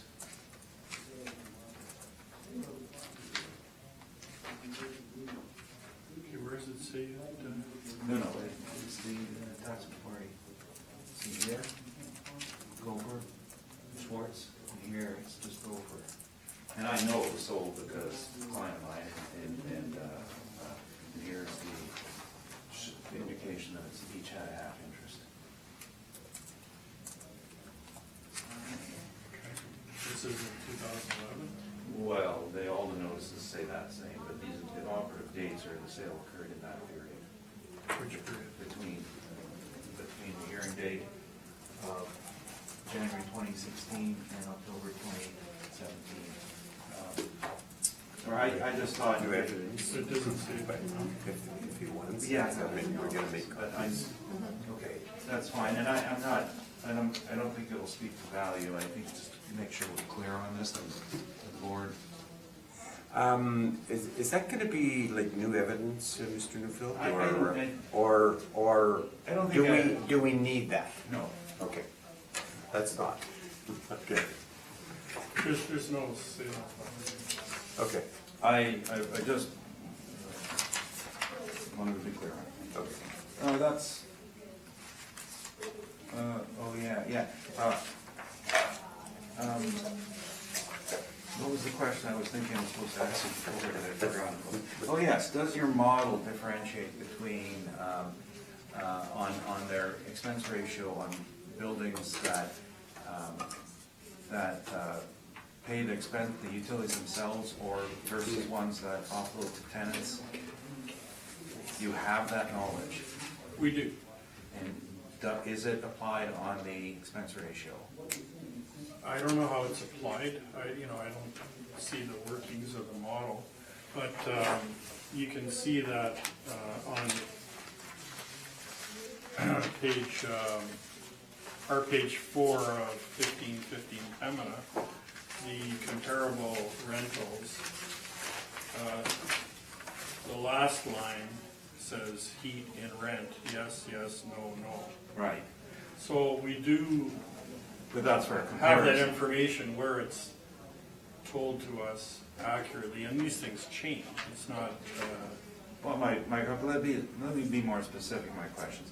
The last couple of properties we looked at, you had expense ratios in and around 53–54%, and they were all landlord pays full utilities. Now you're down to 49.29%, and again, landlord pays full utilities. well, there's many factors that go into that percent. There's income, obviously, there's Well, all of these are, high income. but all of these are roughly in the same rent. Well, range, there's right? many factors, and you're right. Tenants paying heat is a major factor. Typically, if they've got two to choose from, and one they have to pay $100 a month for Yeah, but we don't heat. care about what the tenants pay, we care about what the investor pays though, right? Right, but it's gonna be reflected in the income. Otherwise, everybody would offload the heat. If they could, Well, typically they rip out the boiler and put an electric base for if they heat. can. Normally they can. It's less efficient, so they keep boilers in, or, Thank you, those are my questions. Thank you. Ms. Nesbitt? I have no questions. Kent? Any questions? Yeah, I was just looking at this maintenance and repair statement here, right. which is 2017. They have $165,852, which is about $9,756 per suite. Was there something that happened there? Well, that's what I calculated. So, $9,756 a unit R&M. obviously, it's a fair amount of R&M. You know, we haven't looked at this building. You know, you don't need permits to put in things, like roofs, windows, that type of thing. So it's really hard for us to follow. We see things like almost $10,000 R&M, and it does set a trigger. And I'm gonna put a note on here, maybe have a look at it. So, Thank you. Thank you, Mr. Chair. Okay, thank you. Mr. Newfield, the floor is yours. Thank you. The reason I brought that up is because at the hearing 2 years ago, out of the blue, the assessor asked for a penalty without notification and on some issues, and of course it was denied. But one of the reasons it was denied is because there was no service. The second being is there's a change in ownership. But it was sold in 2017, half interest. Again, this is a Smith property. They were in partnership on title with this one and where it was expressed, and they bought the half interest back when the other party wanted out. And there were, again, some deferred maintenance issues to deal with, and the big expense showed up right after sale, because when it was transferred, I believe it was, so I double check something here. Yes, I believe it was a roof issue. That was the major issue on it. So that is more, that may or may not be a capital expense as far as CRA is concerned, but we're not going to do it here. So we've adjusted it. We're using $1,800 a unit, and in doing so, we've adjusted our expenses. In this case, we went back 4 years rather than 3, because there was a very bad rental year in 2015, which was pure market, and it's just going to show what you know, if we had left that in, it may have actually reduced the value inappropriately. So the concept of stabilization is generally I'll use 3 years to review the statements, and if there's an anomaly in one of the years, we'll go back further. An anomaly we can't adjust. In this case, that the rental income in 2015 was very was an issue.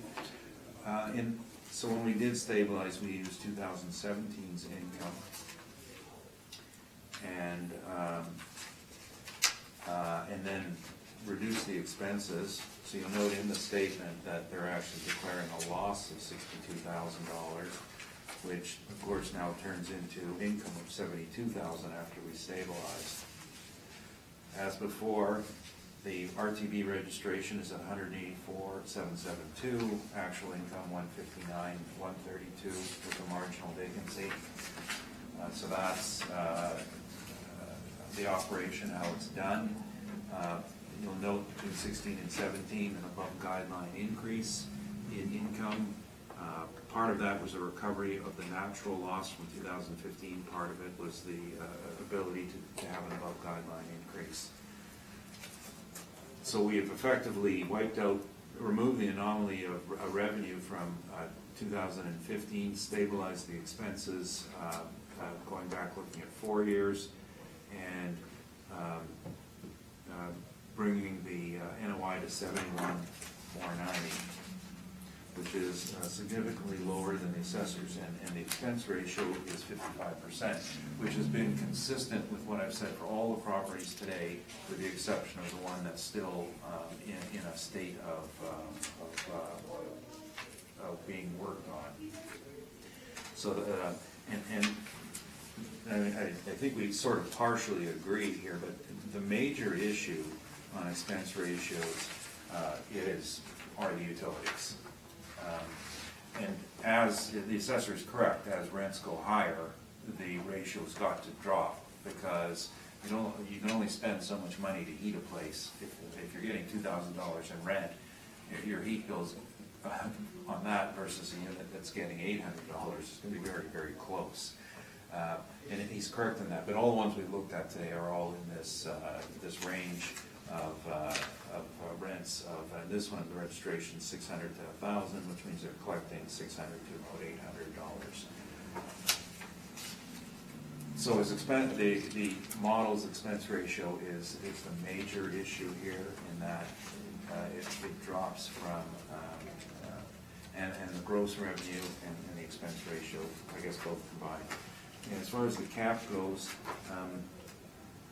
unlike the other properties where they took over and they had years and years of deferred maintenance, on this property, because they effectively exercised more control on it due to their title registration, Smith was able to avoid a lot of deferred maintenance issues, so it was just the one big item that they had to deal with, which is why in 2017 it was done and it was over without an impact on vacancy either. So that leaves us in terms of my analogy of comparing it to a crop is that yes, we're at the point where it's at maturity and it could be marketed on the basis of this revenue stream of $71,000. We're at a 6.5% cap on this, and again, all the same models, all the same comparables, which are on page 334, as well as our analysis on page 22, showing that the range would be 5.5 to 6.5. The downside in this one, again, is a concern for the size of it. It's on the below the break even, in my mind, of 30 units. And even though we've stabilized the R&M, an investor who's going to purchase the property is going to go back with the statements like we did, and he's going to get this statement. And when you go to him and say, I'd like you to buy my property for, what's the assessor say, $1.6 million, and you say, well, you lost $62,000 last year. You want to tell me why you're worth that much? He's going to have an impact on it. And it's just, cap rates are you know, this is what investors look at on this basis. And there isn't if there's a good enough reason to explain why it happened, label it as a one-time expense, but it's going to still drive the cap up. So that's why we put it at 6.5. And arguably, you could look a quarter point lower. Maybe on a good day, maybe a year from now, you can go to 6%. But my opinion now today is that it would have the effect of driving the cap up to 6.5. Our value's 1.1 million. Last year, which was not appealed, was 1.3 with a cap rate of 5.5% on assessment department income, and that was due to the variances in repair maintenance. Thank you. That's my presentation. I thank you, Mr. Lucky. No questions. I have no questions. Ken? No questions, Mr. Chair. Just, Mr. Newfield, you had mentioned the 5.5 by way of, was that a decision or was that an agreement? No, that was a decision, and By the board? yes, by the board. Previous year was 6.25%, and so, you know, boards fair, 6.25 1 year, and we had a much more experienced chairperson. All right. Summation, either party? Mr. Lucky? Nope. Okay, Mr. Newfield? Nope. Okay. Item number 5 on the docket, Mr. Newfield, I understand. We're gonna either you're- withdraw or confirm whatever. Whatever you wish to do. What do you want? What's better? What's better for the board? Doesn't matter to me. Okay. At this point, it's easy with this. What's that? At this point, it's easy both ways, so. Okay, well, I'm ambivalent. Don't make me make a decision. No, yeah, I know I have to. Okay. Withdraw, let's withdraw it. Okay, withdraw. Okay, so we'll get you the sign off on that. Okay, so, Okay, as long as I put in the address first. okay, so we'll go to 211 Trusso. Whenever you're ready, Mr. Lucky. Thank you. 211 Thurso is located at, or is, excuse me, file number 19-4614, roll number 12031547000. We have a 1949 two-story building with 4 suites. And it's a small building, 5,500 square feet. Page 2 is the picture. I included, there was a decision for 18 reducing it to 348.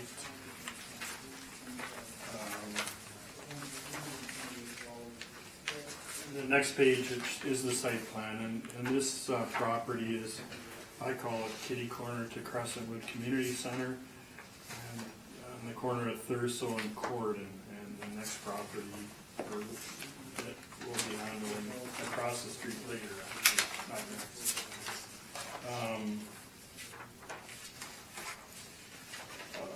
Page 2, all the returns are done. There's no sales of record that I have. We have, on page 3, looks like a model income and expense. There's 4 2-bedroom units and vacancy rate of 1.8. And again, because of the size, the cap rate is 4.8%. This property moves closer to residential than multifamily. But anyway, and that's the class of liability. It's a 10T, meaning 4 units or less. Typically, we do them on the building residual or comparable buildings.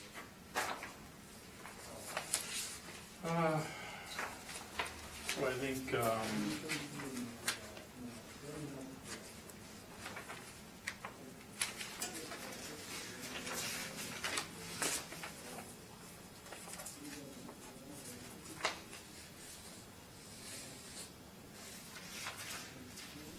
last return is NOI of 16,574. Our NOI is 18,886. On a property this size, it's a couple $1,000 swings or almost done in rounding. But anyway, that's all I have to present. And I would ask that you maintain our assessment of $393,000 or just over $98,000 per unit. Thank you. I thank you. Mr. Newfield? Page 3, is this all model?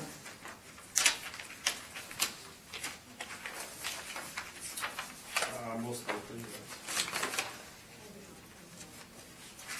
You pause maybe for my next question.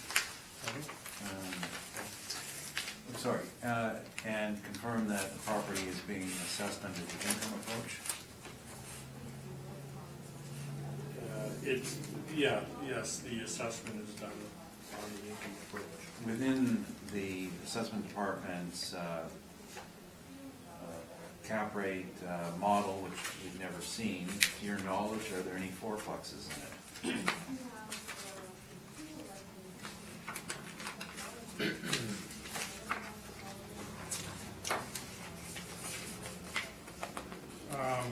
No.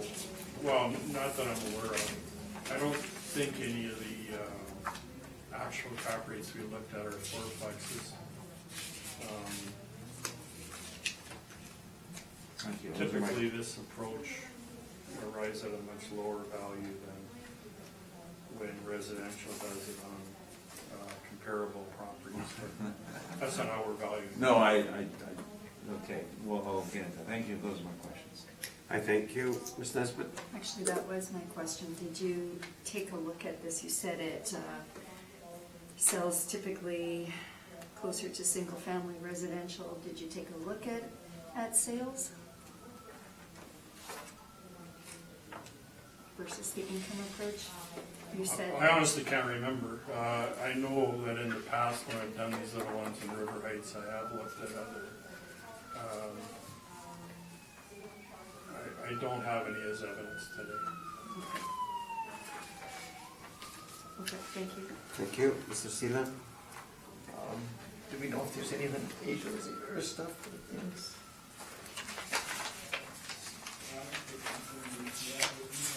I'm sorry? Limitations? Oh, no, I don't, not aware of any. Do we actually know the condition? I drive by it all the time, but I've never been in. Thank you, Mr. Chair. I thank you. Mr. Ruffalo, the floor is yours. Thank you. So another Smith property, they've owned it, I believe, since it was built in 49. Fourplex, and the issue here is the method of valuation. I'm not going to disagree with what the assessor has said, that if you looked at it on the basis of direct comparison, that you would see a different number. We know you would. But I didn't assess it by the income approach. The assessment department did, and therefore, on the basis of equity, we're bound to look at it on income values, not direct comparison values. The NOI that we're using is actually the actual, and it's no modifications, no adjustments. It is what it is. No big expenses. 15,389 is our stabilized, and what that has done is a 3-year average of expenses in the last year of income. The expenses don't look like they're varying very much, going from 27,000 to 32,000, but percentage-wise, it's a huge amount of variation because it's 4 units. And what I was saying earlier, the expenses are more pronounced in a smaller unit size because the fixed costs are the same. So you notice our expense ratio is 65%.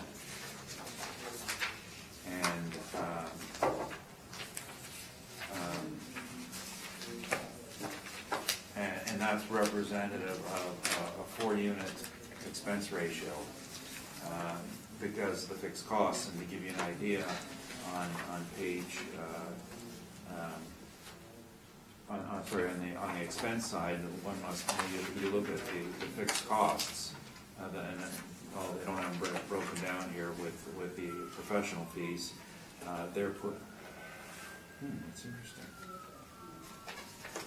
My bill's not in there. That's the first thing I always look for.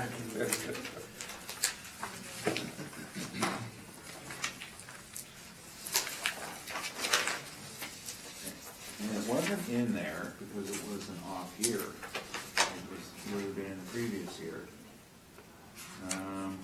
Okay. Well, in any event, that's the reality of it. 15,000.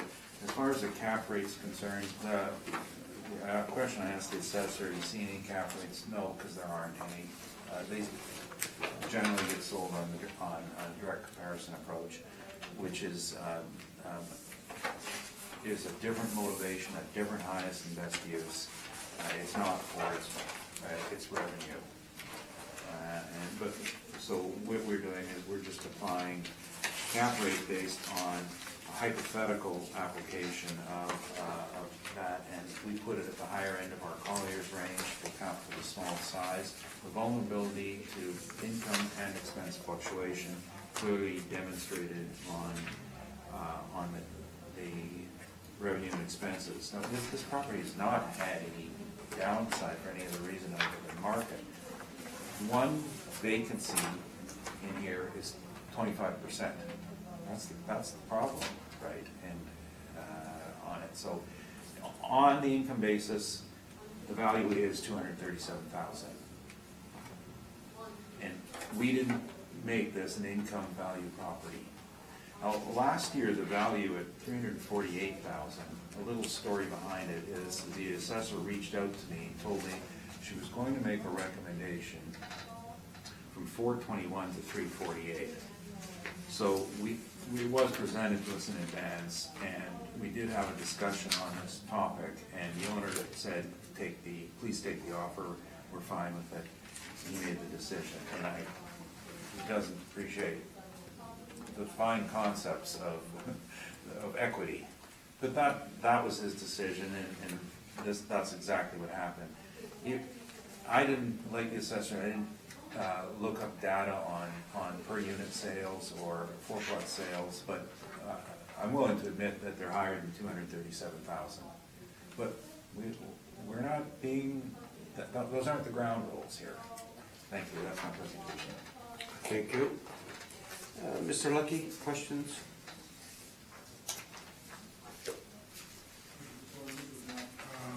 So, on the last page of my evidence, it shows the potential as 63,524. That's the RTP registration, yes. It says potential. And the actual is 44644, which is $930 a unit, assuming full occupancy. Are you aware of any vacancy problems here? No, none at all. I told you time and time again. The 63,000 is what's registered at residential tenancies branch. That's, each unit is registered, that's what's registered. The owner, when he goes out to market and advertises it for rent, can only get what he's getting. And it's a difference and so. So the question was, is there any vacancy issues? There was not really. I think this represents one turnover for 1 month, loss of rental income in 17 over 16, whereas 2015 represented about a 4-month loss of 1 unit, or any equivalencies by number of units. It's just highly susceptible to income changes because there's only 4 units. So it couldn't be that one of the suites is a caretaker with free rent? Oh, no, not at all. Most of their sites don't do on-site caretaker because they're located in the neighborhood and they do it all out of a central location. Well, they have the caretaker, when my son lived across the street, the 3 buildings that the caretaker looked after was the one next to him and this one. And the caretaker lived in one of these 3 buildings, so you're not aware that the caretaker lived in this one? Well, where there is an on-site caretaker, what they would have done is taken those fees and put in full income, and then they pay their caretaker. There's no free rents anymore, right, for caretakers, because it all gets taxed, so they just pay salaries and the caretaker pays full rent. And then if what would happen then is they would then amortize it as they see on the various units and put those costs into a wage and benefits line 213. Okay. Just 1 second, sorry.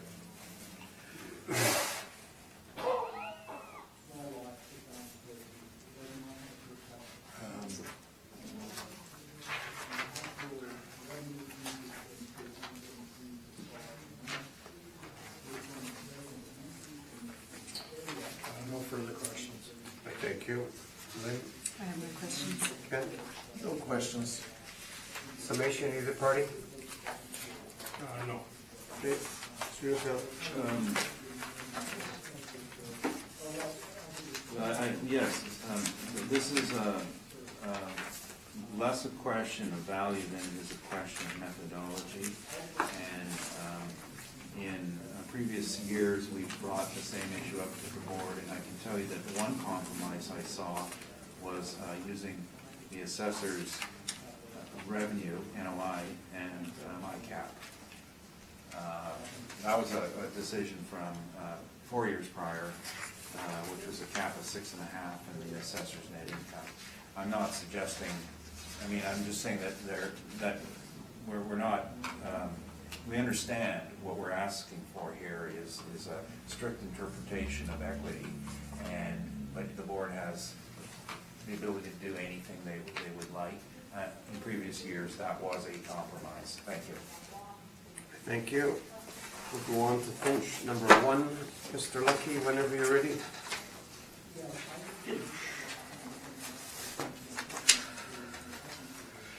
Thank you. 1 Finch Bay is file number 19-4597, roll number 030803000100. We have a 1973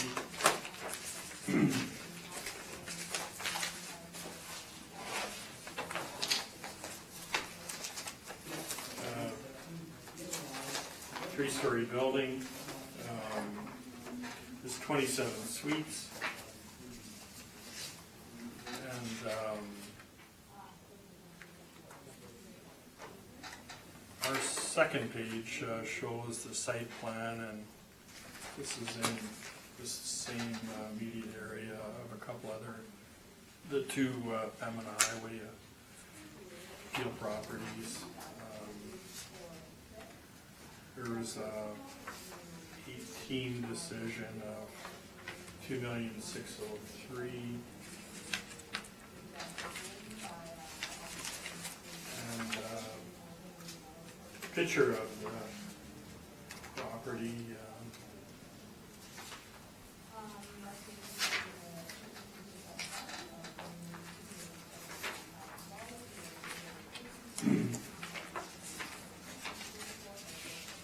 Page 2 shows the returns, and there was some kind of reported dollar sale of $1,867,000.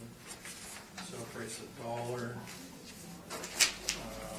Page 3, we have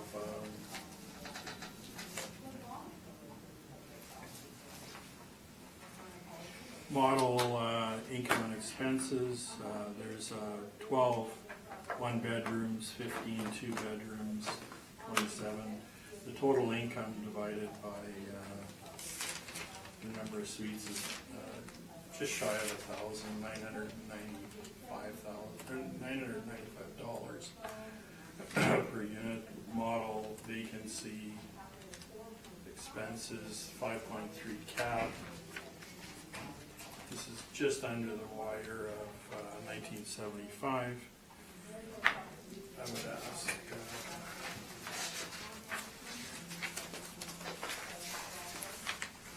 that you maintain the assessment of $3,009,000, which is just over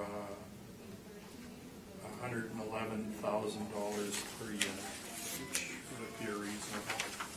If you have any questions, I'm happy to try and answer them. Thank you, sir. Mr. Newfield? Page 3, all model. I believe so. And the sale, this is located immediately behind 1520 Pembina. Right. And the sale dates match. I'll take your word for it. I'm Okay. looking it up. Those are my questions, thank you. Thank you. Mr. Nisbet?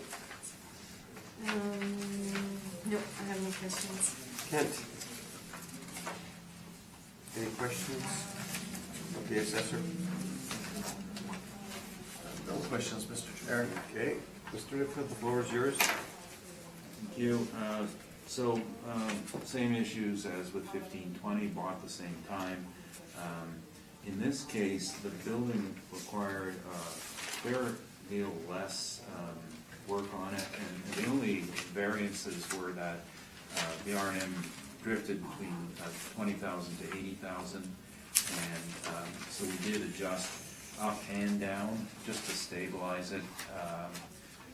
The property was in better condition at time of sale, and there was less that needed to be done on it for upgrades.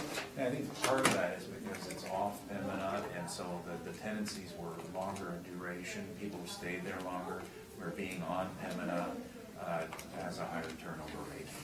So last year income, 292,000, and stabilized expenses, 147,000, NOI 144,687. We're looking within our range of 5.5 to 6.5. Of course, 5.5 is reserved for the best. This is not the best, so it's going to be higher than that. It's not the worst either.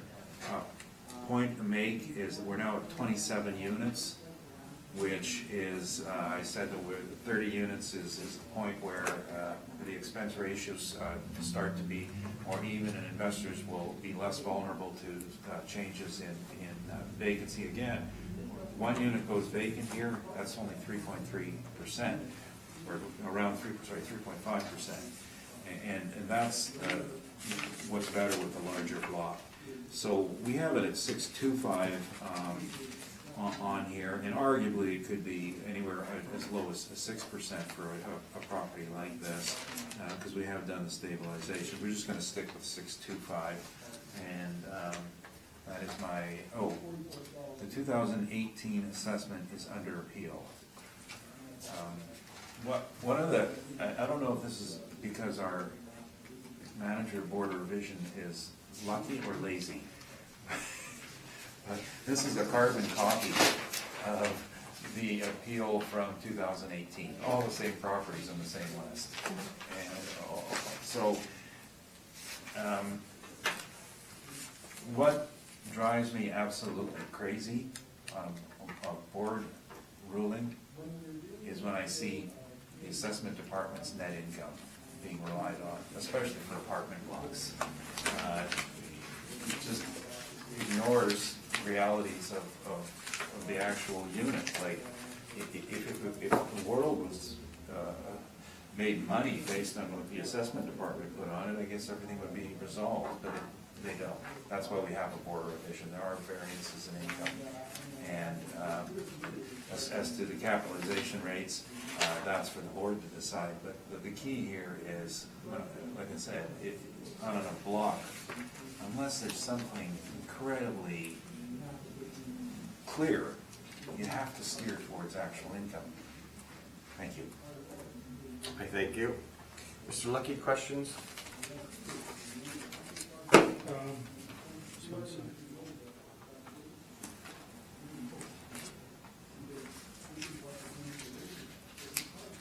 No question. I thank you. Ms. Nesbitt?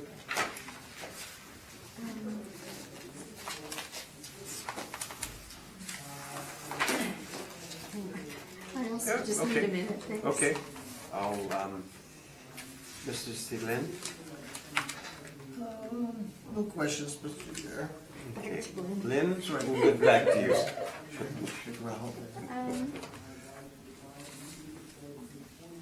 Mr. Neufeld, I'm trying to just track your numbers. So I'm looking at the 2017 statement that you provided. Yes. Residential suites, I have the income, that's not a problem. Right? Now I'm trying to find your expense number. The expenses are noted at 221,000, so you've made an adjustment somewhere. Right. So I'm just trying to find that adjustment. The big adjustment was maintenance and repair, was reported at 80,721. Okay, And we reduced it to 48,600. Okay. Also, the other thing on it is we noted we used an expense to start at 182,000. Yeah, They're at 220. Yeah. Line 215 we took out. you took out interest. Yeah. Thank you, that's where I was having Yeah. a problem quickly trying to track the number through. Okay, thank you very much. All right. Summation, you two party? Okay. All right, let's go on to the last one. 223 Turso. Mr. Lucky, whenever you're ready. 223 Ursula. Excuse me.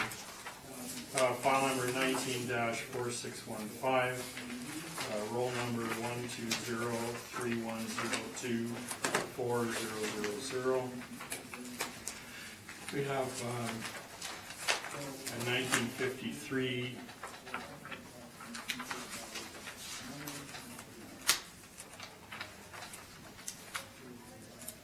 two-story building with basement. I don't believe any of the suites are in the basement, but there's 8 suites. The second page shows a site plan right next to Crescentwood Community Center.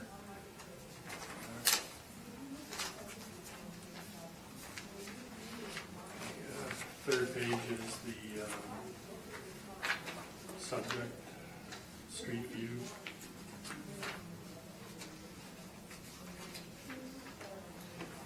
Page 2 is returns are all up to date. There's no sales of record.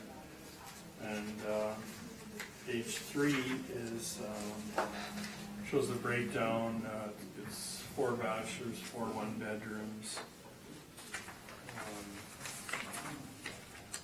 And our NOIs are within a couple $100.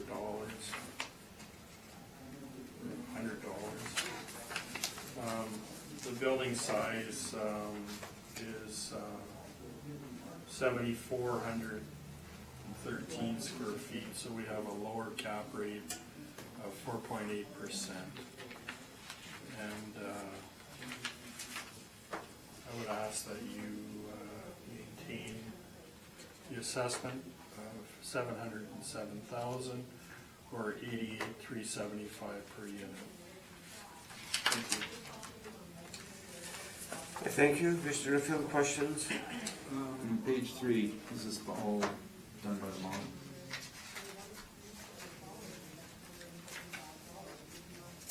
I believe so. Thank you. No new questions. Ms. Nesbitt? I have no questions. Mr. Silan? No questions? Okay, Mr. Newfield, the floor is yours, sir. Thank you. 8-plex, in this case, no issues relating to vacancy or repair costs. This is as is. And you need to use the last year of income. You see it steadily rising, and an average of the expenses. Our NOI is $34,000, fairly comparable to the assessor, so we'll just talk about cap. Cap side of this, we went to the higher end of the range. Now, bear in mind that this property never would have made a Collier's study to begin with because it's too small. It's not deemed to be investment grade, but we are dealing with a hypothetical application of the income approach in this case. And 8-plex is on the cusp of the interest on a different highest and best use.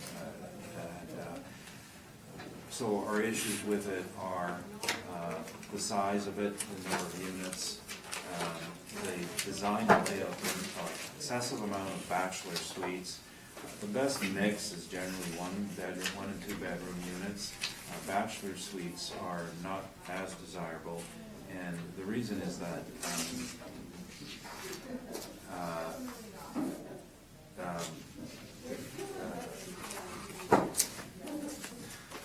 I've said this so many times that I'm forgetting where I've been. I need a break. Bachelor suites aren't really desirable in the marketplace for units because it's a single occupancy style. You can get a better rent if you can have double incomes living in it. and that's the one and two bedrooms. And the amount of income hit you have to pay to rent a bachelor in the market, considering the square feet it occupies, is less than optimal. Your optimals are 1 and 2 bedrooms, and then when you hit 3 bedrooms, then you can't get more rent per square foot, you gotta drop that. So on a rent per square foot, you look at the 1 and 2 bedrooms. So when people are building new units, unless it's a specialty use, like a dorm or something, you'll see that the bachelor is very much avoided. The other issues I've spoken to on the size of it as well. We did not appeal this property in 2018, so we don't appeal every single one. We discussed it, and the owner said, well, 558, we can live with that, and it was his call, that's fine.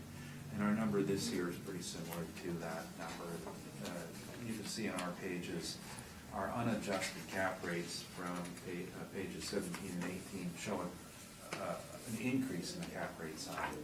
And just for general market knowledge, market didn't get better between 16 and 18, didn't go anywhere. Thank you, that's my presentation. Thank you. Mr. Lucky, questions? No questions. Okay. Lynn, No questions. Kent, No questions. either party wants summation? No. Mr. Newfield? No. I trust everyone had a good memory, I don't want to repeat myself. Okay. It's boring enough. Mr. Newfield, thank you for your presentations and results very soon. And thank you for coming. Thank you. Mr. Lucky, thank you. Thank you. And have a good day. You too.